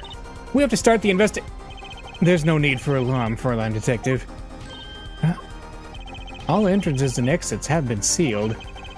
The body will not leave the building, so I suggest we go find ourselves a cadaver. There will be plenty of time to ponder the whys later. Well, you seem pretty sure of yourself, Mr. Gavin. Oh, we'll find him. I'm rather enjoying this. How could Mr. Latouche's body just disappear? Well, you heard the man. Let's go get searching. Hey, I don't know if this is exactly the right time, but... Yes, Darian? See, Geeter's gone missing. It was in the dressing room. Geeter? Who's Geeter? That's what I call my guitar. You like, man? Your guitar was stolen? This hasn't been a good day for guitars or Geeters. Okay, body first, then guitar. And if someone finds that guitar, please bring it to our dressing room. Geeter's like a missing person. Not lost and found, man. Alright. Disappearing act. Well, this sure is a... What did he call it? A sausage? No, wait, it was a pickle. And it's your pickle.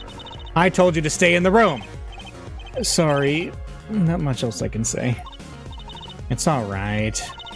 Top priority now is finding that body. You can make it up to me later.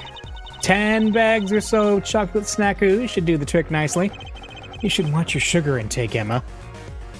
You're gonna get the diabetes. Alright. Let's look. There should be a body here, but there's not. How could this have happened, and why? Well, I guess we gotta get to looking. No, not Lamoureux's room. A Street Sharks? Yeah, he is. He's Jossum.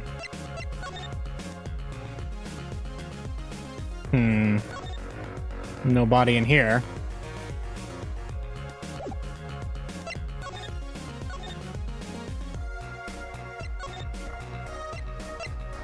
The stage. July 8th, 12:57 a.m. in the wings.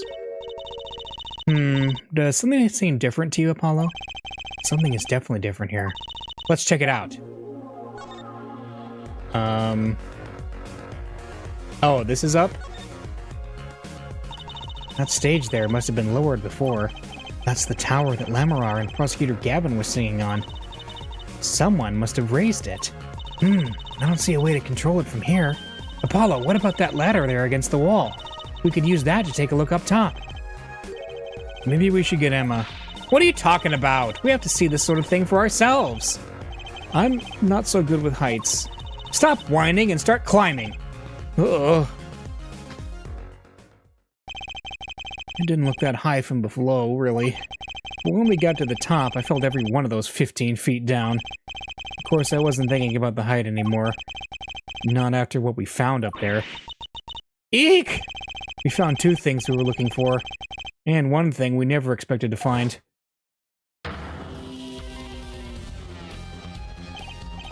The body, guitar in hand, and the pianist Machi Tobaye.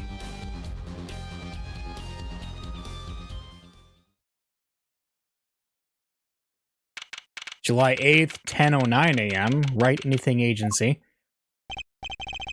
Wow, that concert last night sure went south in a hurry. No kidding. Why did they arrest Machi? Why? Well, don't look at me like it's my fault. Machi Tobaye, the blind pianist, arrested on suspicion of murdering Romain Latouche? I can't believe such a cute little boy could do something so horrible. Guess his ghost wanted to play some sick tunes? Yeah. I guess they had proof of some kind? What proof could possibly prove that? Good morning. Prosecutor Gavin! What a night, eh? I apologize for being so upset. Mr. Gavin, do you know what's going on? Why did they arrest Machi? Why? Don't look at him like it's his fault either. It was tough for me too. We performed together that night after all. Yet,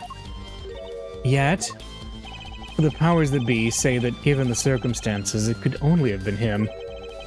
What do you mean by the circumstances? Lamara was invited from Borginia as an ambassador of goodwill. It is vital that this case be wrapped up swiftly.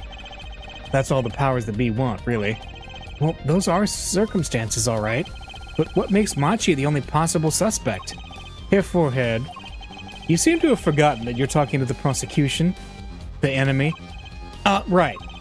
I think I like this side of Prosecutor Gavin better, actually. I'm not at liberty to discuss the particulars of the case, especially not to the defense attorney. What? Did you just say me? The defense attorney? That's what I came to tell you. He's down at the detention center. He wants to request your services. You mean Machi? Machi wants me? This is what we've been waiting for, Apollo. Let's get going. Right. Good luck. I'm off to question Lamorar. Right, later. I hope I'm up to this. July 8th, Detention Center, Visitor's Room. Well, I just don't get it. I refuse to believe a cute little kid like that could do something so terrible. You said that already. Not to mention the gigantic holes in logic that this case has, but, you know, we'll get to that later. Machi, everything's gonna be okay. We're here for you. Hi. Maybe you can tell me about last night? Huh? He's saying a lot.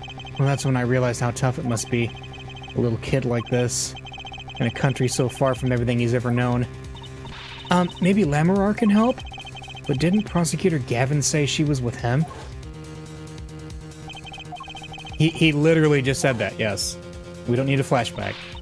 Well, what are we gonna do? That's a good question. I can't think of anything we can do but go with this. And hope for the best at the trial tomorrow.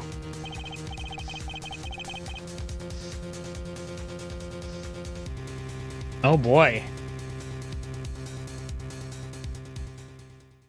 Well, I guess we're going into the trial because we had a heck of an investigation. Yeah, trial time. So I'm going to take a very, very quick break and then we're going to jump into the trial. Be right back.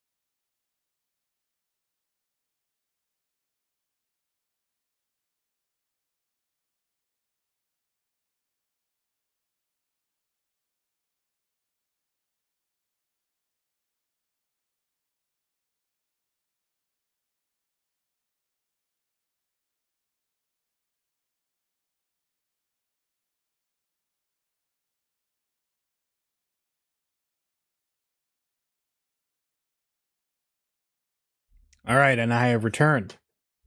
Is he a pharaoh?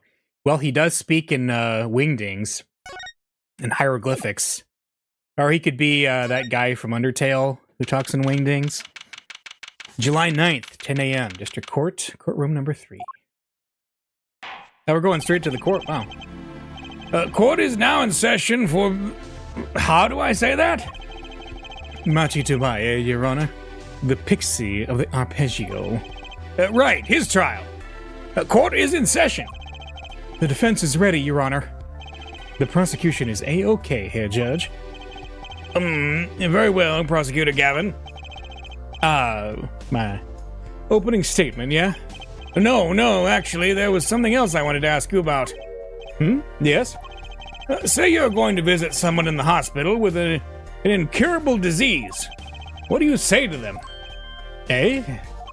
I mean, you wouldn't say get well soon, right? You'd only be kicking them when they're down. What are you talking about? Actually, I'm going to visit someone who is terminally ill right after this trial. The Chief Justice's son. The Chief Justice? His son is inflicted with a most terrible disease. He doesn't have long, it seems. So I thought I'd go pay him a visit. I thought saying something moving might be the order of the day. Why don't grown-ups ever just say what's on their mind instead of pretending?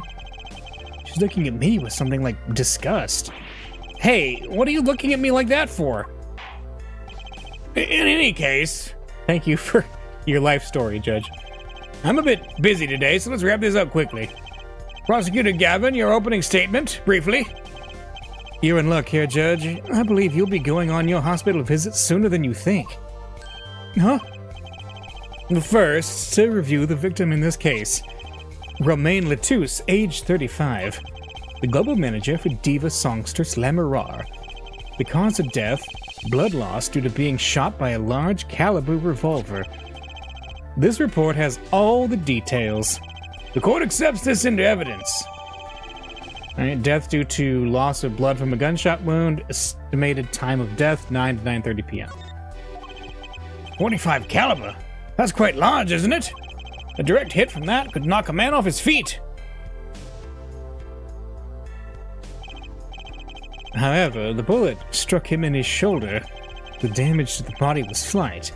Death was not immediate. Sadly, his blood loss was such that he could not be saved. I suppose the victim's condition could have been much worse, considering. Crime photo added to the court record. 2 shots were fired. One shot missed, the other penetrated and passed through the victim's shoulder. Both bullets were found in the wall at the scene. Observe the diagram. This is where the bullets hit. I see. The court accepts this evidence. Alright, diagram. If we're talking about a 45 caliber revolver, we must assume that the killer was adept at the weapon's use. Really? Yeah, apparently. Weapons that size have a powerful kickback. Why on earth they think a little blind kid was the killer is beyond me, but whatever. If, say, the judge tried to fire one, it'd break every bone in his body. The defense will take more care in choosing examples. As I was saying, the victim was shot backstage in a dressing room. Why is the only person the suspect who is blind? Yes. Exactly. A blind kid, and when they repeatedly said this gun is so powerful it could knock a grown man onto his back. This dressing room has only one entrance, the door. That does seem to be the case, yes. However, there were witnesses who heard the gunshots. He's talking about you and Emma, huh? Yet, when the witnesses entered the room, it was empty, save for the victim's body, of course. But that's impossible! Exactly. This murder was impossible. For all but one person. One person? That is, of course, the defendant, Machi Tobaye.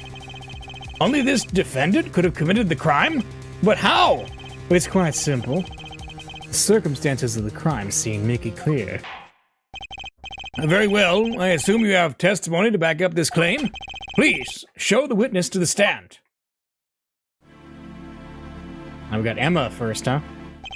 Your name and profession, please. Emma Sky, I'm a detective for the police department. I was on security detail at the concert from that night. Emma seems tired somehow. Security at the concert, you say? Some security I was. Couldn't even stop a murder. Now, don't blame yourself. Things like this happen. I've made even bigger mistakes in my career, you know? I'm sure that makes her feel much better. I want to hear about these bigger mistakes. In any case, because you were on security detail, the crime was quickly discovered, and we were able to identify the killer. You may give the court your testimony, if you would. Describe the circumstances of that day and your discovery of the crime, please. All right. Here we go. Murderous circumstances. The night of the murder, I was on security backstage at Prosecutor Gavin's request. Only people involved with the concert in some way were allowed backstage. At the beginning of the third set, I heard shots. I went into the room, filled with blaring rock music, and found the body. I examined the scene and determined that only the defendant could have done it. Well, that's vague. I was lucky that a detective was the first on the scene. But that door was the only way out of the room, right? Yeah, pretty much. Then I don't get it. How can they say that Machi did it? It looks like we need a bit more information. Very well, the defense may begin the cross-examination. Here we go. In the night, I was on security backstage. The night of the murder was the night of the concert, yes? That's right. What was the detective doing on security detail, might I ask? If it was only a concert. My thoughts exactly. But orders are orders, even when they come from rock gods. Prosecutor Gavin? Yes. Allow me to explain. I smelled something that day, you might say, the stench of conspiracy. That day at the concert hall. Conspiracy? Well, isn't it obvious? My keys! That whole morning, no, the whole day was ruined. And it's all because someone stole my keys. I couldn't ride my hog to the show. I couldn't open my guitar case. And there he goes again. Isn't it possible he simply misplaced them? Misplaced them? Misplaced items don't just wander into a murder victim's hand on their own. What's this? Prosecutor Gavin, if your keys were in the victim's hand, that makes you a prime suspect.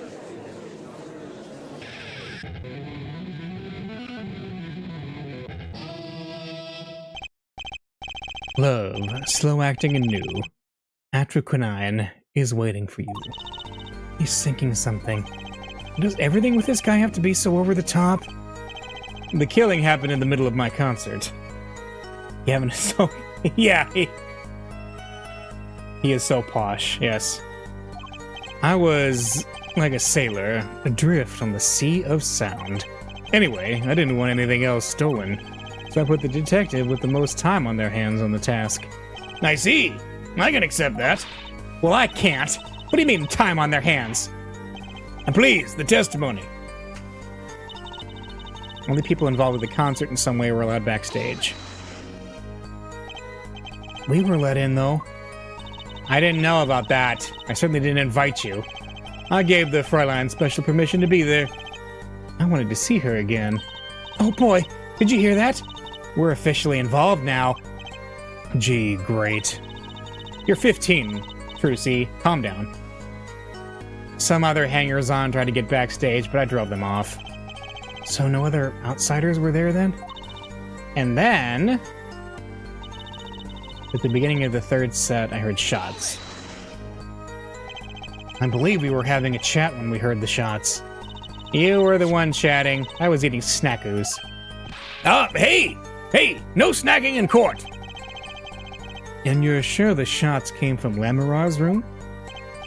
Yes, absolutely. Hey, I'm the one being cross-examined here. Here, this will keep you quiet. Thanks. So, how about it, Emma? We were right there. Hard to be mistaken about that. Please, either talk or eat, not both at the same time. Right. So after that, Me and Mr. Lawyer there opened the dressing room door. Went into the room filled with blaring rock music and found the body. Rock? Blaring, yes. When you say rock, are you referring perhaps to this rock and roll music that's so popular these days? That's right. When we went into the dressing room, music was blaring over the speaker on the wall. They piped sound from the stage into the backstage through speakers. That way people in the back can hear when they're supposed to be on stage. Did it have to be so loud? You don't listen to the Gaviners with your ears. You feel it with your entire body and soul. I always had the backstage monitors at full volume. When we walked into the room, the band was playing Guilty Love, I believe, making it easy to determine the time of the crime. If you could hear that music playing, then everyone on stage with that song has an alibi, including myself. Anyway, I closed off the scene and started my investigation. Examined the scene and determined that only the defendant could have done it. How could you know something like that? As I said, it was clear from the circumstances. Listen, we know there was only one exit from the room, that door. The small window only opened a tiny crack. And I was standing in front of that door. So how could the killer have fled the scene? There's only one possibility, the air vent. Ah! But that air vent was too small. Who could possibly... Exactly. There's certainly no way you could get through. Nor me. The only one who could fit, though, was a child. A child? Remember, access to those rooms was limited. Only those involved with the concert were allowed.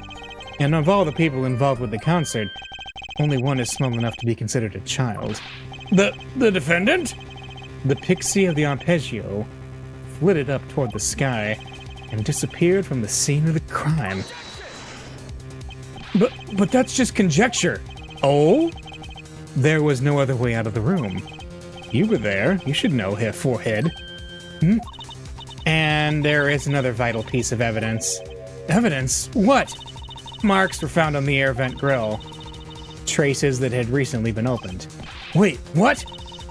And something else was found, quite clearly. The defendant, Machi Tobaye's fingerprints. What? What?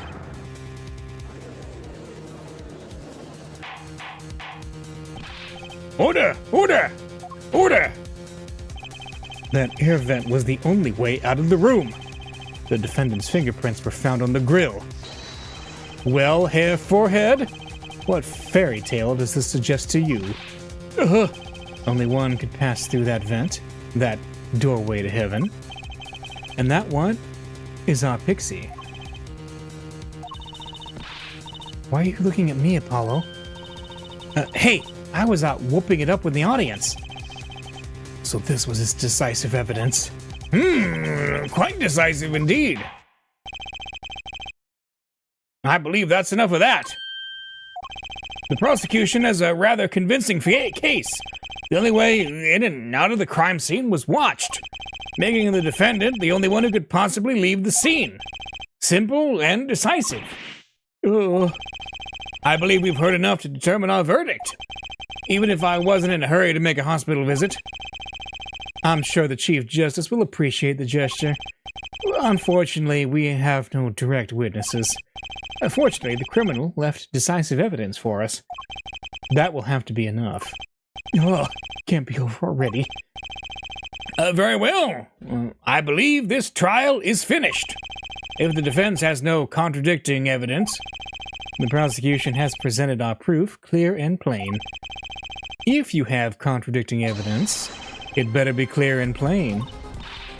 Apollo, they've got us on the ropes already. You'd better come up with something quick. I know. Think. What can get us out of this? We need evidence or a witness that can prove Machi is innocent beyond a doubt. Without that... Mr. Justice, do you have contradicting proof that can overturn the prosecution's case? If you do, you'd better tell us about it now. This is it. And so soon. If I mess this one up, it's all over. The court wants contradicting proof? We gotta call Lemurar. Prosecutor Gavin, you claim there were no witnesses to the crime? Are you absolutely sure? Absolutely. I'd swear it on my career as a prosecutor. And on my million-seller hit, Atroquinine, my love. There he goes again. That's too bad, because there was a witness. Oh, really now? How did you come to possess knowledge the prosecution clearly does not? Because I am the only one in the world who knows this. Yeah, he talked, yes. We're with it, don't worry. Don't worry, we know this. Yep, he said the whole thing about, he's cold, and he said something about talk to the siren. That's right. I love flashbacks, don't you? Flashbacks to things that we already encountered. I mean, granted, that was like, what, an hour ago? But still. What? The victim said this before he died? Perhaps he did, and perhaps he didn't. What do you mean by that? All we know is what Herr Forehead says he had said. Oh my gosh! A prosecutor who's actually questioning the defense attorney who's like, oh no, I found this crucial piece of evidence on the crime scene, and you gotta believe me. It's no testimony, especially since it comes from the defense attorney himself. But it's the truth! He said it! I even told you about it! But apparently you ignored me completely. It's my policy to fully investigate everything I deem relevant. Clearly, this rookie lawyer thinks he can tell me how to do my job. That's enough! Mr. Justice, we need clear contradictory proof from you. This witness of yours, unknown to the prosecution. I hope you're right. Failure carries a stiff penalty. Perhaps a stiffer penalty than usual is called for? There's no backing out now. Let's hear the name of your witness, Mr. Justice. Lamirar. Lamirar? Recall Mr. Latusse's last words. The witness is Siren. Yes, the Siren. The Siren? Aha! He meant the Siren! That's right. The Siren of the ballad. Lamirar. Lamirar was only on stage for the second set. And she had access to the backstage area. She could have been a witness. I see. Well, Prosecutor Gavin? My claim still stands. There was no witness to this crime. Very well. Let's hear it from the horse's mouth then, shall we? We will now take a break from Detective Emma Sky's cross-examination. Please, show Lamirar to the witness stand. Lamirar would say nothing the night of the murder. Not today, though. Today we'll drag that story out of her no matter what.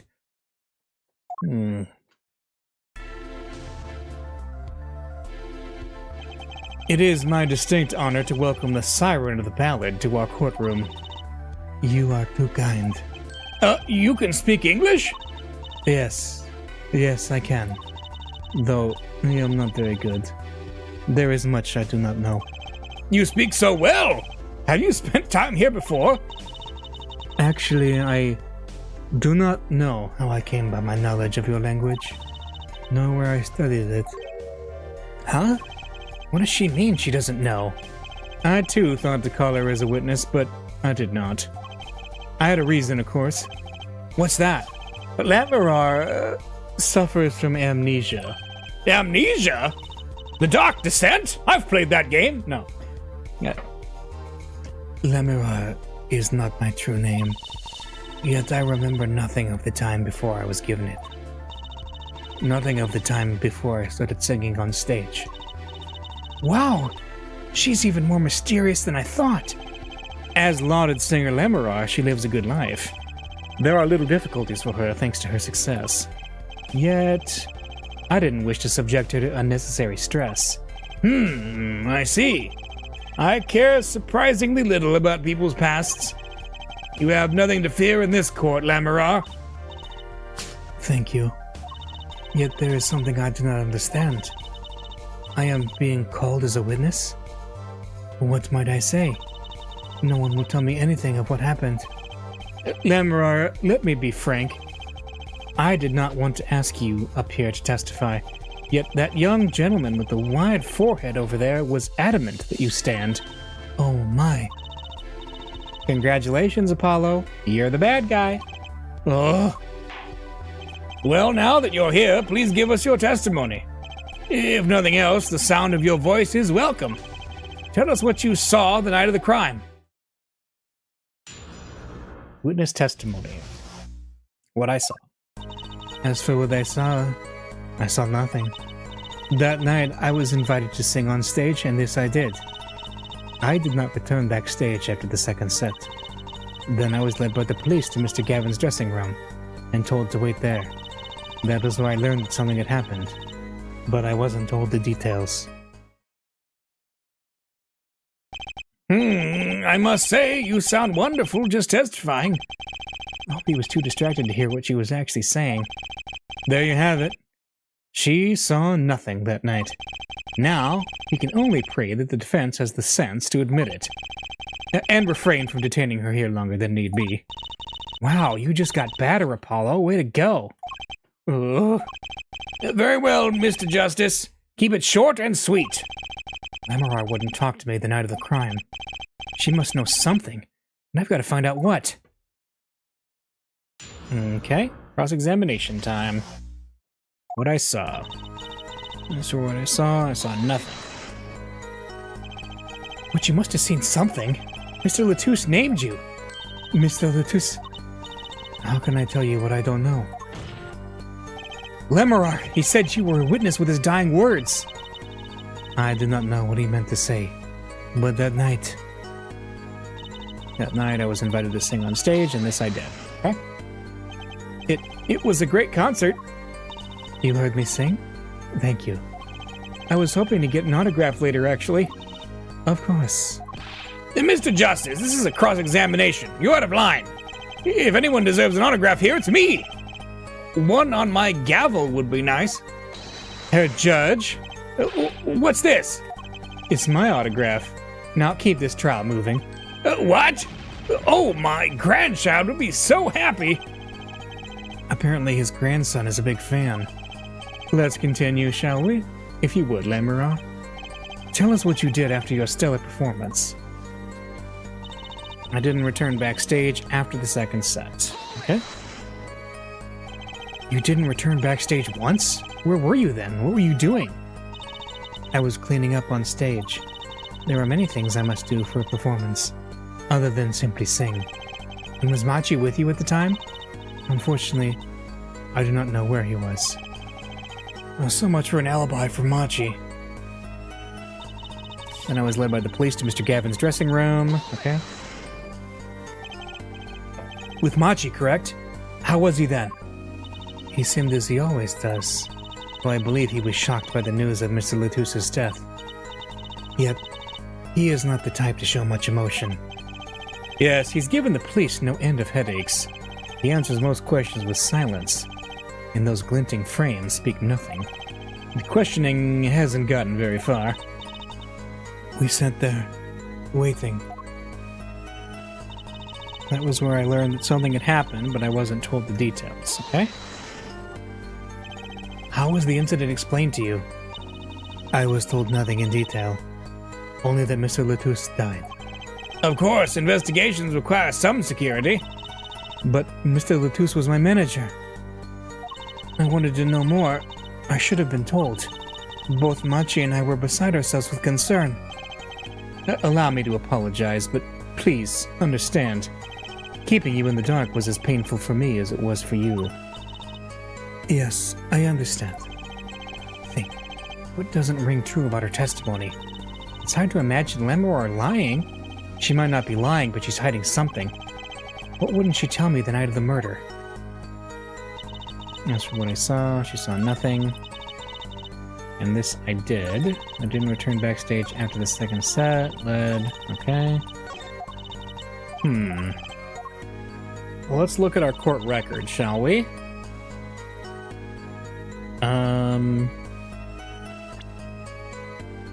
Oh. Her brooch was at the crime scene. That's true.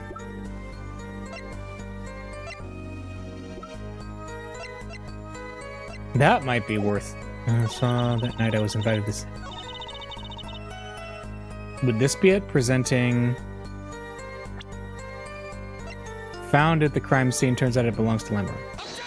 Yeah. I'm sorry, Lemurar, but I'm having trouble believing you. You remember this brooch, do you not? Why, that's Lemurar's. She was wearing it for her song. Care to add that to the testimony, Prosecutor Gavin? What? This brooch was found after the murder took place, at the very scene of the crime. What?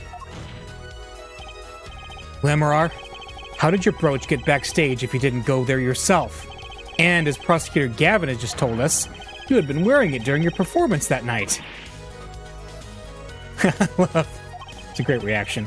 What is the meaning of this? Lemurar, please explain. Lemurar? She says English is quite difficult. That trick's not gonna work here. Your forehead may be large, but you are a lawyer truly. But you have missed one important fact. What now? In fact, at the time of the incident, I went backstage, but only for a moment. What? Think back to the moment of the crime. You know whereof I speak. Is she really saying all that? What's she talking about, Apollo?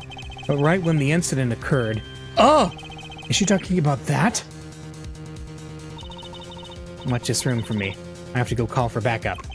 Right, understood. You want me to make sure no one comes in, right?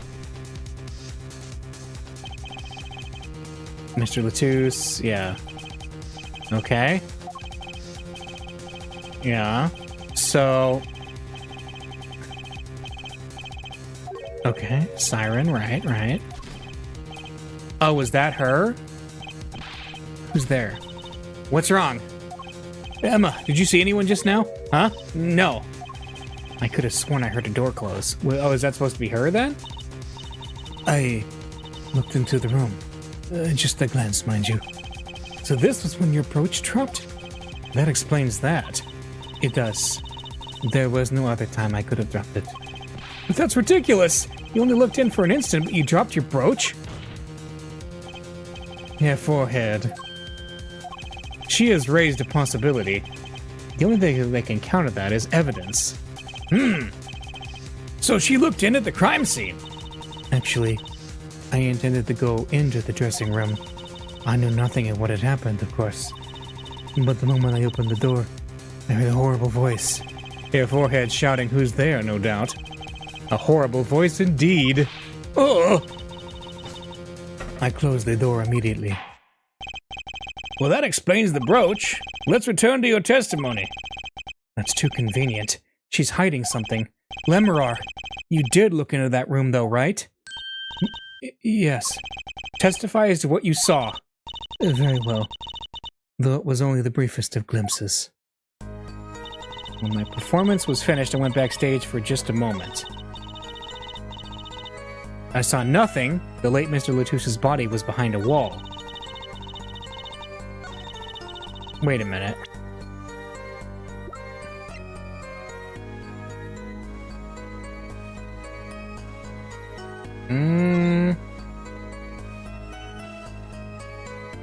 I guess that's true, but for the brooch to have been dropped where it was, I went backstage for just a moment. Well, let's do some pressing. What did you see in that brief glimpse? I had only opened the door slightly when I heard that horrible voice. And shut the door. I've always wondered, Hair Forehead. Does that voice of yours lack a volume knob? It's my cords of steel, man. Just back off. Saw nothing. Body was behind a wall. A wall? There was a wall there? Is what in English? A division or partition, I believe. It was a large dressing room, divided into two halves. And the murder took place in the inside half. I guess that partition might have hidden the body. Okay, and I was led. Let's see, I saw nothing. The late Mr. Latouche's body was behind a wall.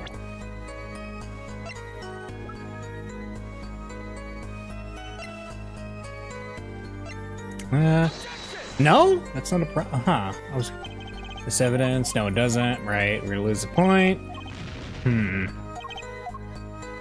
Interesting. Saw nothing. His body was behind a wall.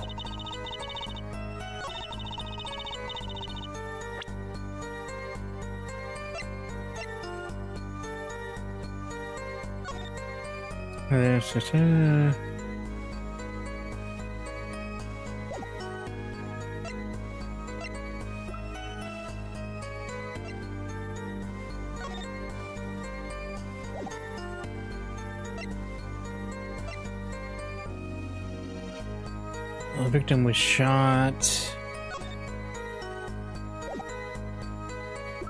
I'm trying to think what could be. Let's see. Lamarar's, yep, publicity card, the crime photo. I don't see if there's anything here, because the blood. Yeah, because I'm. It kind of makes sense.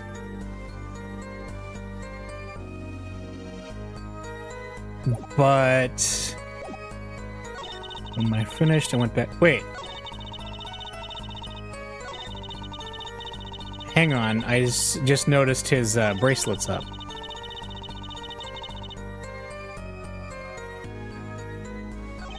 Hang on.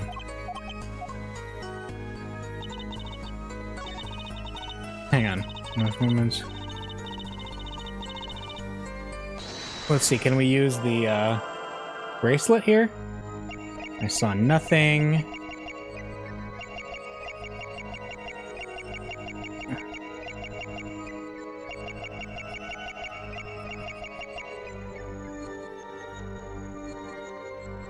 Let's maybe not.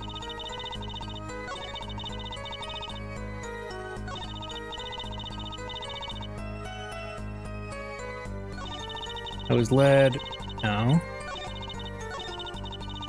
Let's see. Went backstage for just a moment. Is there anything here that's off? When my performance was finished, is there anything she's... I went backstage for just a moment.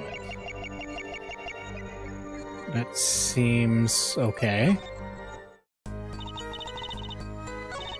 I saw nothing. The body was behind a wall. Right?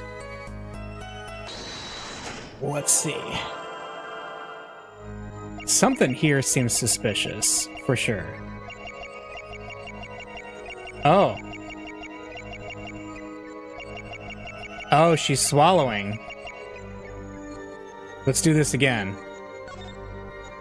Hang on. I saw nothing. There. Gotcha! The late Mr. Toose's body. She seems nervous, yeah. The late Mr. Latouche's body, you say? Yes. You know something more about Mr. Latouche's death than you're saying. What? I could see you trying not to remember, but the effort made you swallow.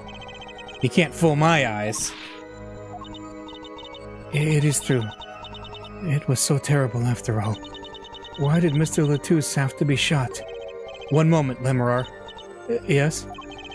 What was it you just said? Why did Mr. Latouche have to be shot? Yes? She was hiding something, I knew it. Lemarar, I'm afraid you haven't realized it, but your words just now contradict your testimony. Eh? How could that be? Take this. Lemarar contradicted her own testimony, and I have the evidence to prove it.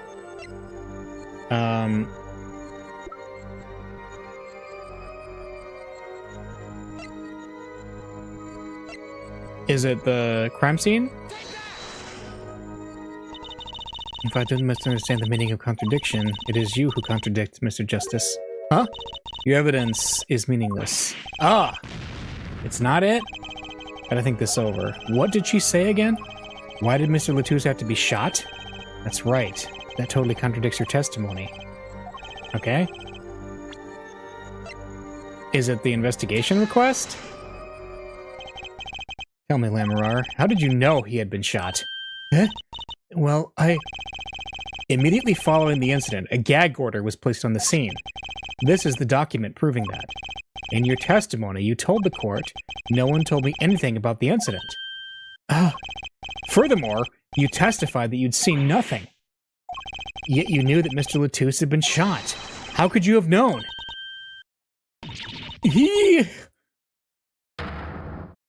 Yeah.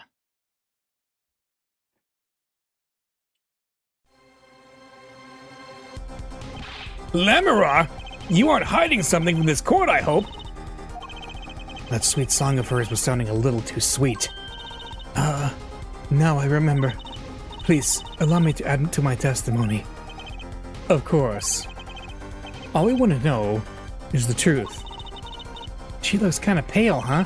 She saw something, I know it. Even the victim said so. Okay. Saw bullet holes in the wall and knew Mr. Latouche had been shot. But wait a minute. She couldn't have seen that.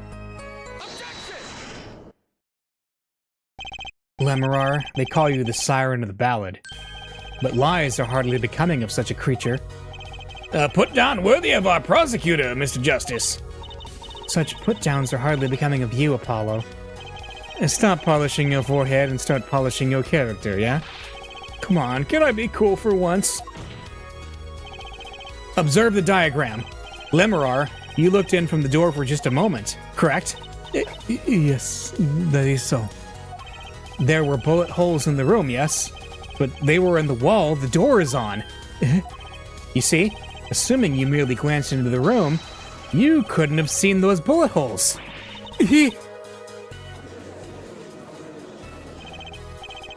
Lemurah? Yes? I'm afraid the defense has raised a good point. It appears you have been holding back something. And I must tell you? I must tell you what it is that I saw? Yes! The happenings in this trial are being recorded, and I'm certain it will be on the news in Virginia. You understand your reputation is at stake. It falls to you to avoid tarnishing it.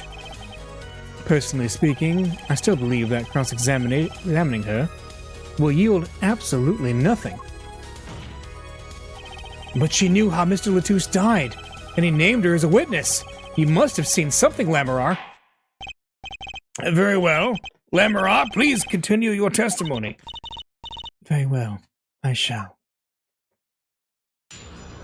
Here we go. What I saw too. I was on my way from the stage to the backstage exit. There was something like a little window there. That's how I saw it. There were two shots. I couldn't do anything to stop it. But it wasn't Machi. It was a grown person. I know it was.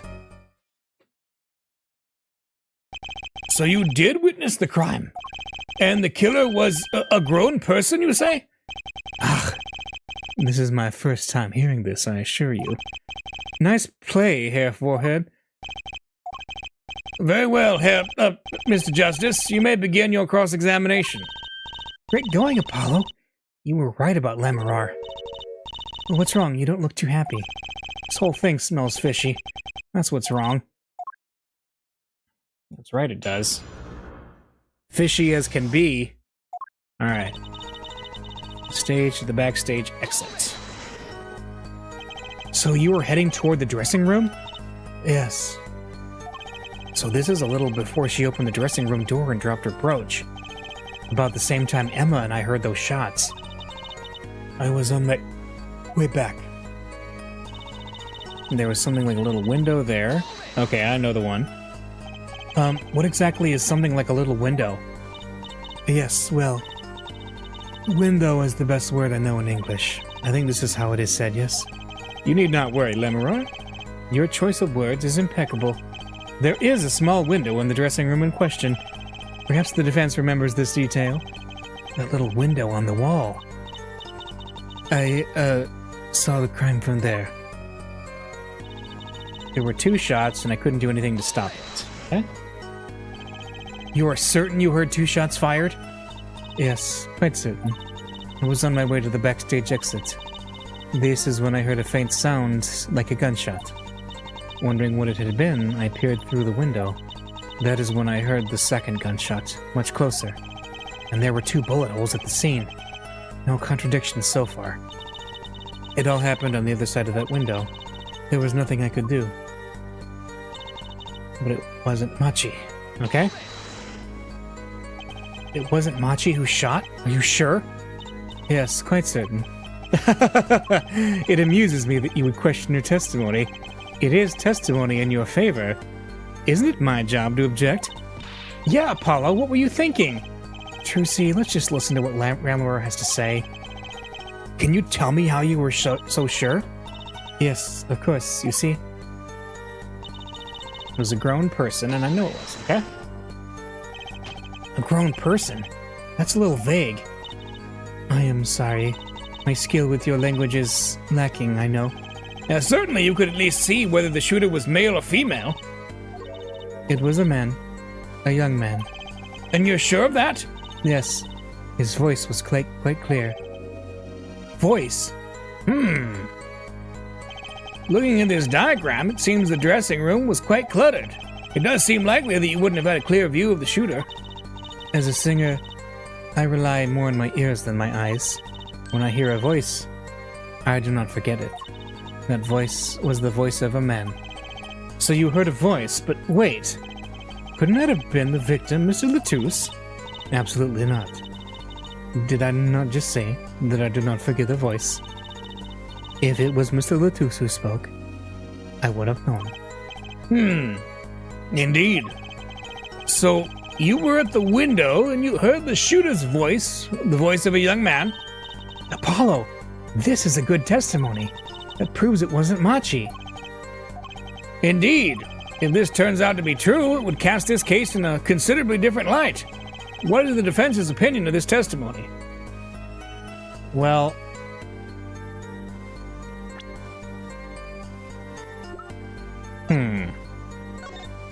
so hang on, she's saying... Wait, she couldn't have heard it because the music was blaring, right? Down at the crime scene. She couldn't have heard anything because of the music. There's a contradiction. Although it pains me to say this, there's something about Lammerar's testimony that rings false. Bravo, Hair Forehead. You're colder than I thought. I'm sure you remember what the problem is as well as I do, Gavin. As has been established, no grown man could pass through that air vent. He couldn't have fled the scene of the crime. Oh, well that too, I guess. I was thinking the fact that she couldn't have heard her voice because the music was blaring so loudly. But that means Lammerar has to be lying. I know. And I know it's bad for our case. But I can't shut my eyes to this. Believe me, the idea was tempting. It is, as Hair Forehead says. Yet, this is not the only contradiction within her testimony. What next? What's he talking about? I know. Lammerar, I understand why you'd want to protect Machi. Yet remember, you are the siren of the ballad. And lies do not become such a creature. What does the prosecution mean? Apollo, what's he talking about? How come no one bats an eye when I say stuff like that? I recall the state of the crime scene quite well. The state of the room? Yes, and when the murder took place, that window was closed. I find it hard to believe you could hear a voice through it. What? But I'm sure...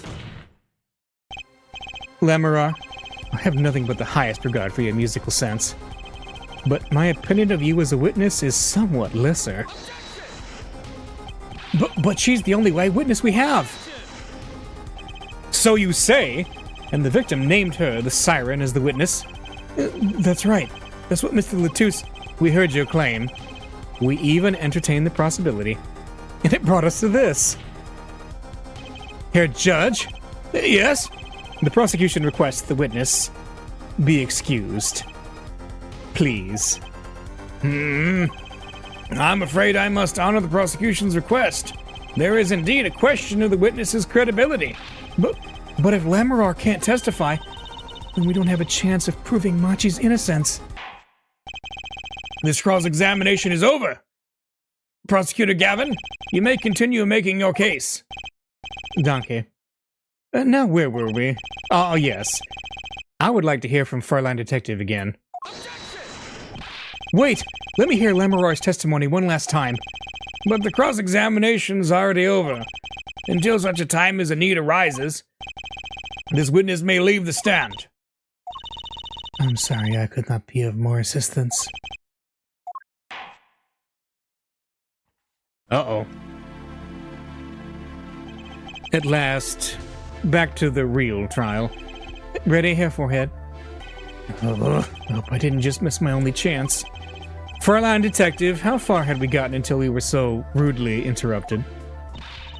Don't ask me. I just like saying the same thing twice. And I never repeat a song from an encore. If you would, Miss Sky. I believe I was saying that the only way Mr. Latusse's killer could have escaped was through that air vent on the ceiling.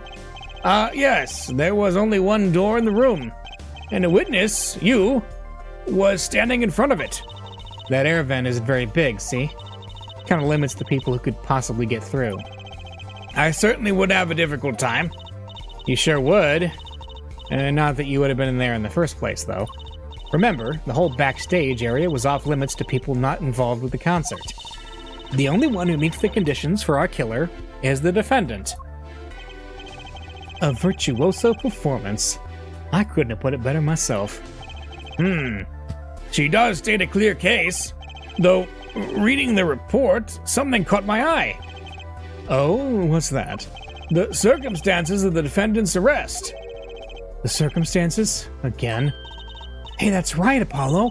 Remember when we found Machi? That was bizarre. She's right. Why did Mr. Latusse's body disappear from the room? And end up on top of that stage tower? Holding a guitar, no less. A perceptive observation, Hair Forehead. Thanks. It was kind of an accident, really. But you work in this job long enough. You get a nose for things. The judge, sir, seems pleased with himself. Very good, Fräulein Detective. Perhaps you can tie it all together for us. Why was the body moved? And how does that lead us to the killer? The witness testimony. Okay.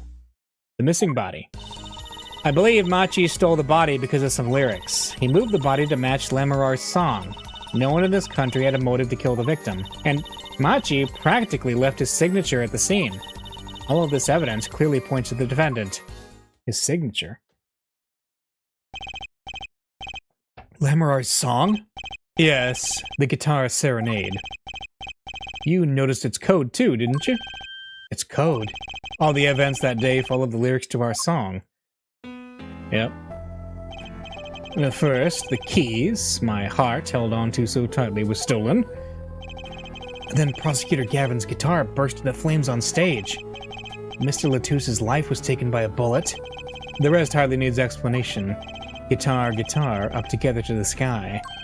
Yeah, that's mad! It's like a story out of some fairy tale. I admit I'd forgotten about that song, but there it is now, waiting for me. The grand finale, as it were. Hey, you know, I was the one who first noticed that. I've heard of jumping rope to songs and counting to songs, but killing? It's a wild world out there, Herr Judge. Very well. We've heard one song and dance, let's get on to the next, the cross-examination. I'm not so sure I'm going to be doing so much singing. Okay. I believe Machi stole the body. Who would steal a body just to match some lyrics? I didn't believe it myself, but that can't just be a coincidence. It is, as Fräulein Detective says. Let's begin with the first verse, if you would, Fräulein Detective. What? You want me to sing it? You are the witness, yeah?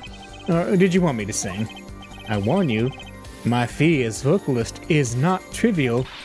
Fine, fine. Let's look at the first part of the lyric, shall we? When you stole away the keys, my heart held on to so tight. Indeed, my favorite heart-shaped keyring was stolen that morning. Next, we go to the right page of the lyric sheet, where we find burning on in my heart, fire, burn my love away, all away. As we know, Prosecutor Gavin's guitar burst into flame. Like a bullet of love, fire, take my life away, all away. Mr. Latusse's life was taken by a bullet. Bravo, Fräulein Detective. Your singing, it's not bad. Now, for the finale. Guitar, guitar, up together to the sky. As it says in the lyrics, Mr. Latouche was found with a guitar high in the sky over the stage. No series of coincidences could be so well conceived. He's right, scientifically speaking. What would Waki have said? That concert was whack. It's hard to argue when she pours her heart into it like that. Anyway, the shooter... He moved the body to match Lamberar's song. Does the prosecution have any idea why he'd do all this? You want my scientific opinion? No clue. But he clearly had a reason to go through all that trouble. Some deep reason. Deep reason? Not only did he steal my keys, he torched my guitar. Unforgivable acts, even if he had a reason. And worse if he had none. The diva's complaints aside, I can't imagine someone doing this on just a whim. Fräulein Detective, I take offense at that description. Indeed, it does seem too well rehearsed, shall we say? Yes, this crime was planned, for sure. No one in this country had a motive to kill the victim. But Mr. Latouche spoke English. He may have come to this country before. I looked into that, I assure you. Oh. It was his first time in the country, it seems. Apparently he learned English on his own. Great. You see, no one here had a motive to kill him, and certainly not in such an elaborate fashion. It does seem difficult to imagine. Unless our famous prosecutor did it as a publicity stunt. What did you say? Prosecutor Gavin? You did this to promote your song? Of course not. And I'm quite dismayed by the ludicrous nature of her claim. Why would I need promotion? Everyone already listens to my music. They're even in my textbook at school. And I'd never heard of them. What does that say about me? I was just kidding. Don't get all worked up, Glimmer Boy. And Machi practically left his signature at the scene. What do you mean by his signature? The bullet holes in the wall, of course. Bullet holes? The revolver was fired twice. One shot missed and left a hole in the wall. And that means what exactly? That dressing room isn't exactly spacious. Picture the shooter facing off with the victim in there. They can't have been more than 5 feet apart. It would be difficult, almost impossible, to miss at that range. Difficult to miss, you say? Very. Assuming the shooter could properly aim. No, you can't be serious. Machi, he can't see. That's why he missed? It's the only explanation that makes sense. He used sound and other senses to fire the gun. Poorly. That reminds me, the monitor in that room was blaring at the time, yeah? Hardly ideal conditions for tracking by sound. A blind shooter! No wonder he missed. I knew those bullet holes would come back to haunt me. Think, Justice, what do I do now? Let's raise an objection. Sure, there were bullet holes left in the wall, but that doesn't prove the shooter couldn't see. Oh, how so? Well, there could have been a struggle with the victim. That's certainly possible. And it might have been the revolver's fault. The revolver? The revolver was a very large caliber, correct? If the shooter wasn't used to firing such a large weapon, why, it could dislocate their shoulder. Exactly. The defendant, Machi Tabai, is, as you can see, tiny. It's not hard to picture him firing the gun and missing entirely. The kickback alone would throw off his aim. A convincing argument, to be sure. Haha, take that, smug prosecution. Apollo? Huh? What? That bit about Machi being tiny and the gun throwing off his aim? Aren't you kind of, admitting that he did it? Oh, it doesn't matter why he missed. What matters is that the shooter was without a doubt the defendant. Even the defense seems to agree on that point. Ugh! Cripes, I really put my foot in it this time. But let's get the facts of the matter on the record. If you would, Fräulein Detective. Very well, the witness will add this to her testimony. Right. From the state of the crime scene, I concluded the shooter was blind.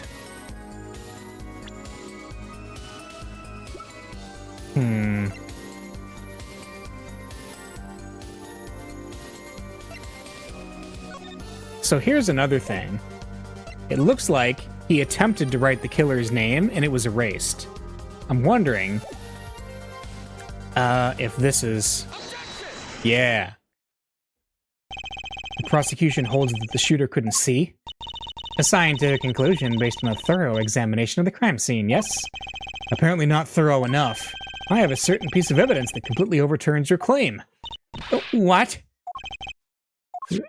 This is that evidence. The photograph of the crime scene? I don't care much for the smirk on Prosecutor Gavin's face. But this is no time to think twice. It's time to press on. Yes, Your Honor. The crime scene. There's something in here that decisively contradicts the prosecution's point. Then perhaps you'd best show us this something. Get your finger out of the breeze and put it to good use, yeah?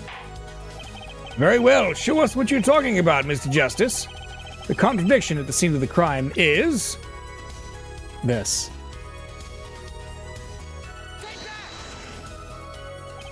The contradiction is right here. The smeared bloodstains? I thought it was just my blurry vision, but it really was blurry. The way the victim's hand is raised above his head, much like a gesture I've seen many times in this court. It's almost as if he wrote something. Aha, I get it. At least, I think I get it. Get what, Fräulein? Well, when Mr. Latouche was shot, he tried to write something. And what would he write but the shooter's name? And what would he write in it but his own blood? Pretty good, huh? Thanks for making my point for me. Yes, in fact, that's what I think happened here. That does seem to be a distinct possibility. The victim wrote the killer's name. It's certainly a logical conclusion. Drat. I just wish it wasn't all rubbed out like that. Of course it's rubbed out. Why, if I were a killer, I certainly wouldn't want to leave my own name behind. Neither would I. No one has anything else to say? About what? So the prosecution accepts this? You agree this was the victim making an attempt to record the name of the killer? And that the killer tried to rub the name out? What's your point? What's my point? Let me ask you this. How did the killer know the victim was writing their name? Well, Mr. Latouche was writing something in blood. Once the killer saw what it was... Wait. Once he saw what it was? But what did you just testify about the shooter? I said they were blind. Oh! Yet the crime scene itself contradicts that. The killer had to have been able to see. Why would they rub out the name in blood otherwise? May I remind the court that the defendant, Matsu Tabai, is blind? He couldn't have been the shooter. Impossible! Order! Order! Order! Prosecutor Gavin, please explain to me what this all means. I mean, looking at this photo, it seems quite clear that the shooter could see. Yet, up until now... It seems I owe the court an apology. Huh? The Gaviners are a band with law enforcement ties, yet a murder occurred during our concert. Apparently, this caused some confusion over jurisdiction.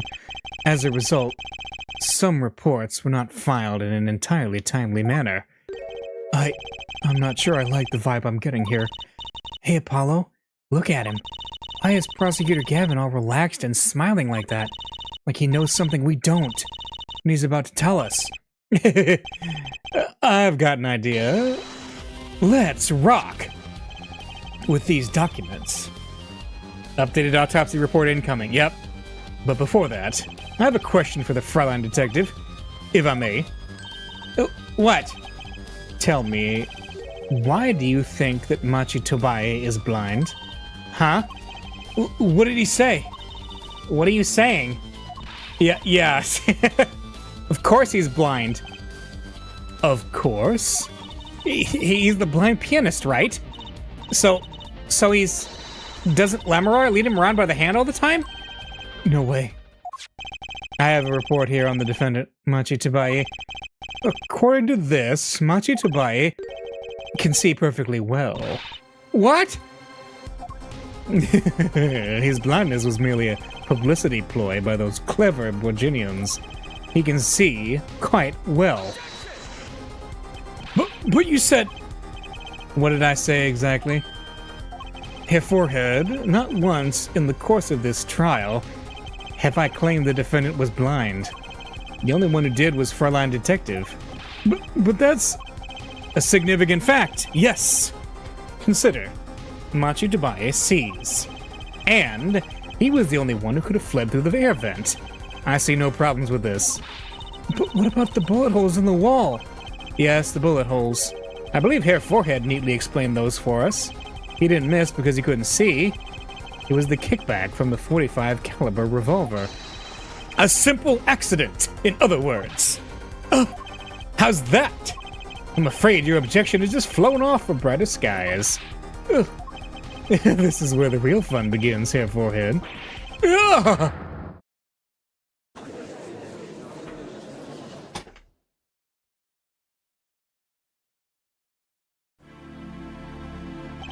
I knew you didn't have what it took. You jerk. Just what was I in here for? Comic relief? Yeah, apologize. Oh, sorry. That's no way to apologize. He's angered the Trucy now, look out. If we can please end the bickering, now? Whatever, I'm not leaving. Can't leave like this. I'll come up with some clue to solving this case if it kills me. But your testimony has already given us enough to convict the defendant. Don't say that. Aha what? This bloodstain. The criminal tried to wipe it off, right? That seems to be what happened, yes. We might be able to find out what was really written here. Really? You can do that? That's right, with this. It's called luminol. Maybe you know of it? It's a chemical that reacts to blood. Ah, yes. Have we done those tests yet? Ha! As if I'm going to tell you. The blood stains covered a section of the carpet.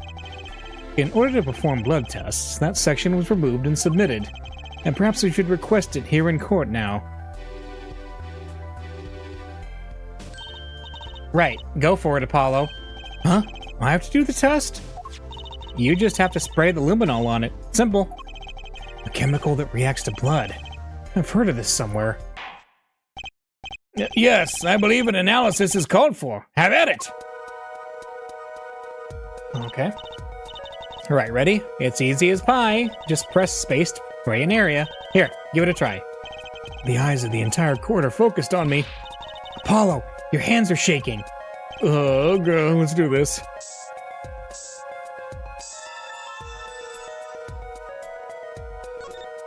What the heck? Wow, it really works. This must be the power of science. It says IPXX314206. Is that the killer's name? Maybe it is. If the killer was a robot. I love it. So what is it? Although those letters IPXX looks familiar. This is an Interpol ID number. Interpol? You mean the International Police Agency? Yes. Most are undercover agents working to solve international crimes. But why would he write that number? Why would Mr. Latouche even know a number like that? Good show, Fräulein Detective. Rock on. Eh? Your Honor, we can verify this number immediately. Darian, are you there? Come up to the witness stand.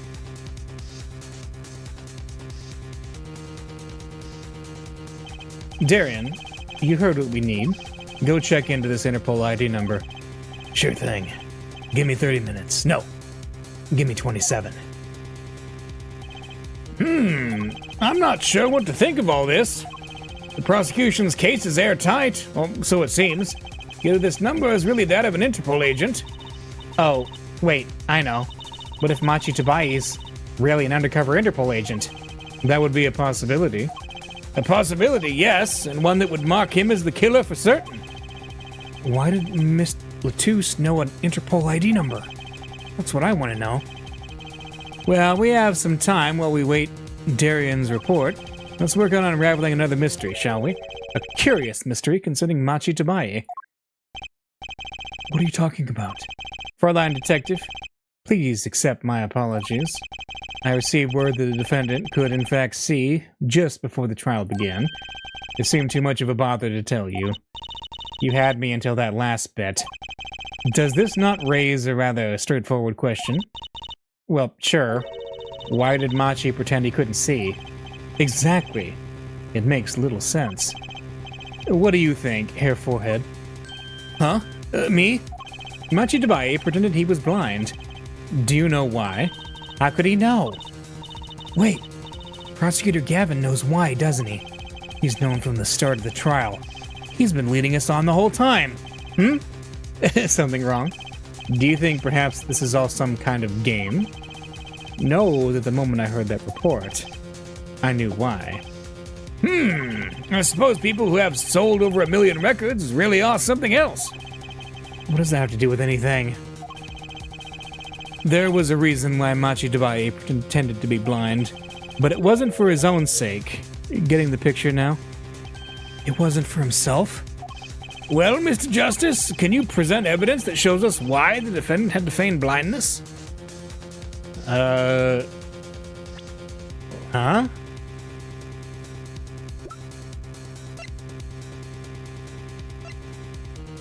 I don't know why. I haven't a clue. I have no idea. Hair Forehead, I'm disappointed in you.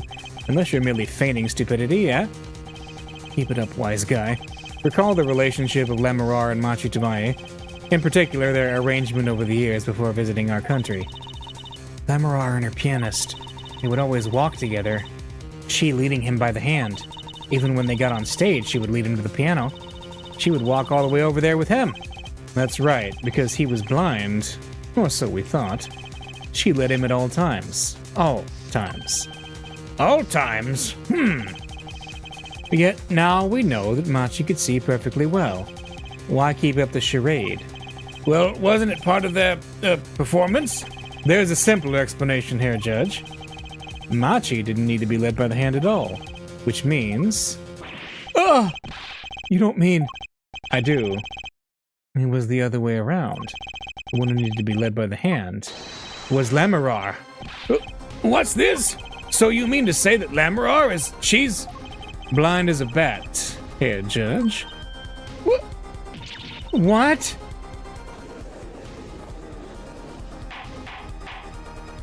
Order! Order! Order! This is crazy, Prosecutor Gavin! Yeah. Wasn't she supposed to be the landscape painter in sound or something? Well, since we have her here, why not ask Lemurar herself? I believe she's still in the witness waiting room. Apollo, what does this mean for our case? Don't ask me. I had no idea she couldn't see. I hadn't even imagined it until now. Bailiff, bring in Lemurar!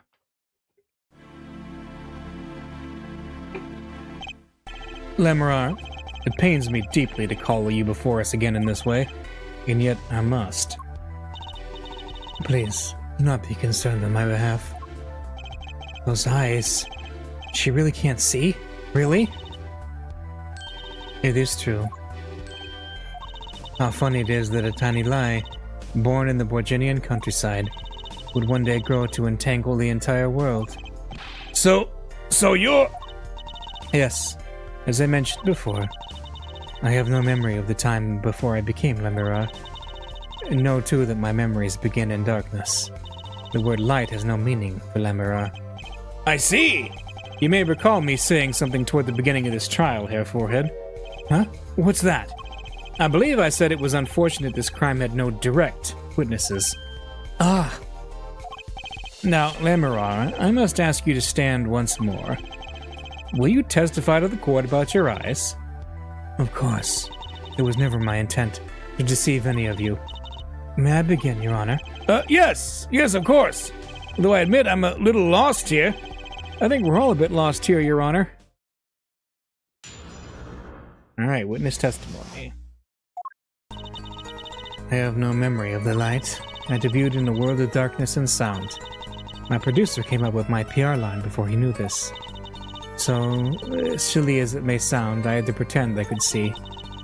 Everyone on my staff knew, of course, but no others. But this is a murder trial. I apologize. It was part of my contract, you see. I was to keep my blindness a secret, no matter what. Music is everything for me. Never imagined something like this would... She told us the truth in the beginning, when she said she saw nothing. Very well. Does the defense have anything to add? I'd like to cross-examine. But what is there left to ask? There was one thing in her testimony that bothered me. Perhaps it's best we let you get it out of your system. Someday you'll come to understand the importance of thinking for yourself. Very well. The defense may proceed. However, be aware this court will not tolerate any questions deemed too stressful for the witness. Okay.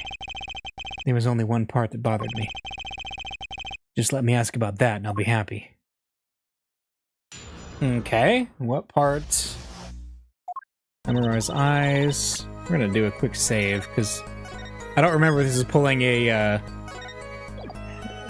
Mo the clown deal where we press wrong and we get penalized. No memory, I debuted in a world of darkness and sound. Let's see, everyone on my staff knew, of course, but no others. Let's see. When you say your staff, do you include Mr. Latouche? Of course, he was my manager. So he knew, and that's what's been bugging me. Something the matter, Mr. Justice? I believe I know what is bothering our young defense attorney. You're thinking of when you discovered the body, yes? Is he right, Apollo? Yes, I was. Right, he said Yep. When he said that the only witness was the siren, who was blind. That's a problem. He said can't see. Hang in there, Mr. Latouche. The witness is siren. Mr. Latouche told me to ask the witness, and he named you. Why would he do that? He knew you were blind. I don't know. Tisk. Huh? What did I just say? You need to learn to think for yourself.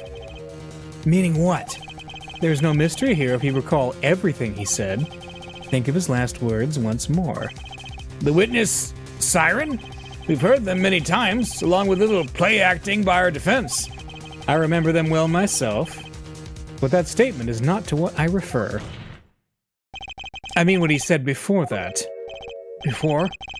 What came before that? Oh! That's right. He tried to tell you. When he said can't see, he wasn't talking about himself. He was talking about the witness. I see! Too bad the defense did not. Well, Herr Forehead, try relaxing and looking at the facts first next time. Ugh!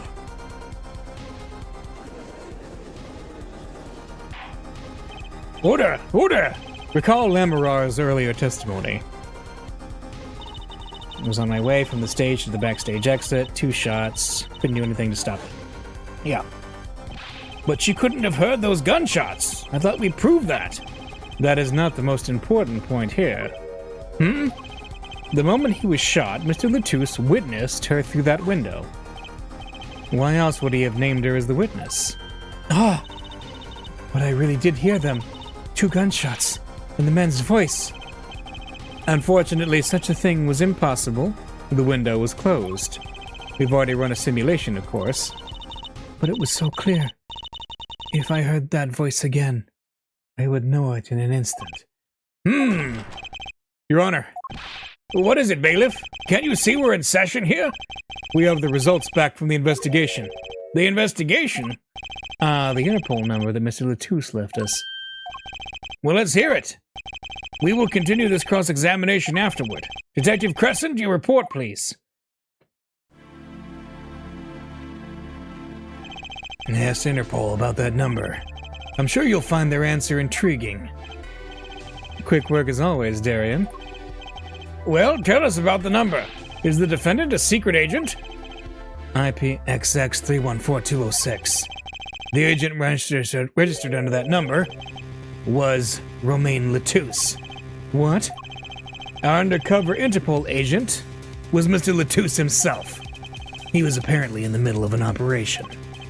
So when he wrote those letters, he was trying to tell us his own identity.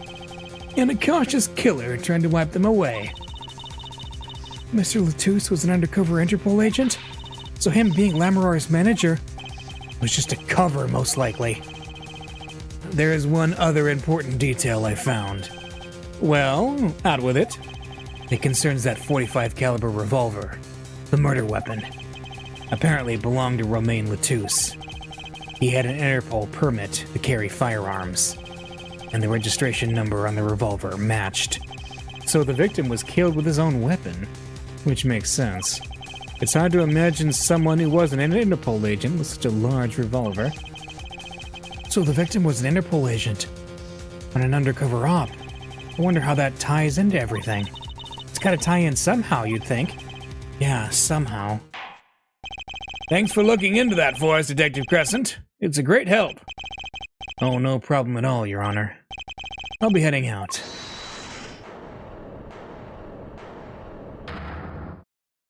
Wait! Lamorar, is something the matter? That voice just now. Darian? Mr. Darian, is it? It was him. I am sure of it. It was him? You aren't saying... That voice I heard, talking to Mr. Letouce, when I heard the gunshots fired. It was him. It was Mr. Darian. Is this some kind of joke? What? No way.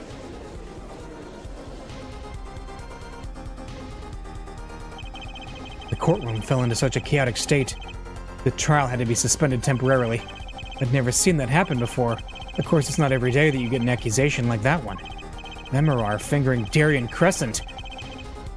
Not only is he a guitarist, he's a detective.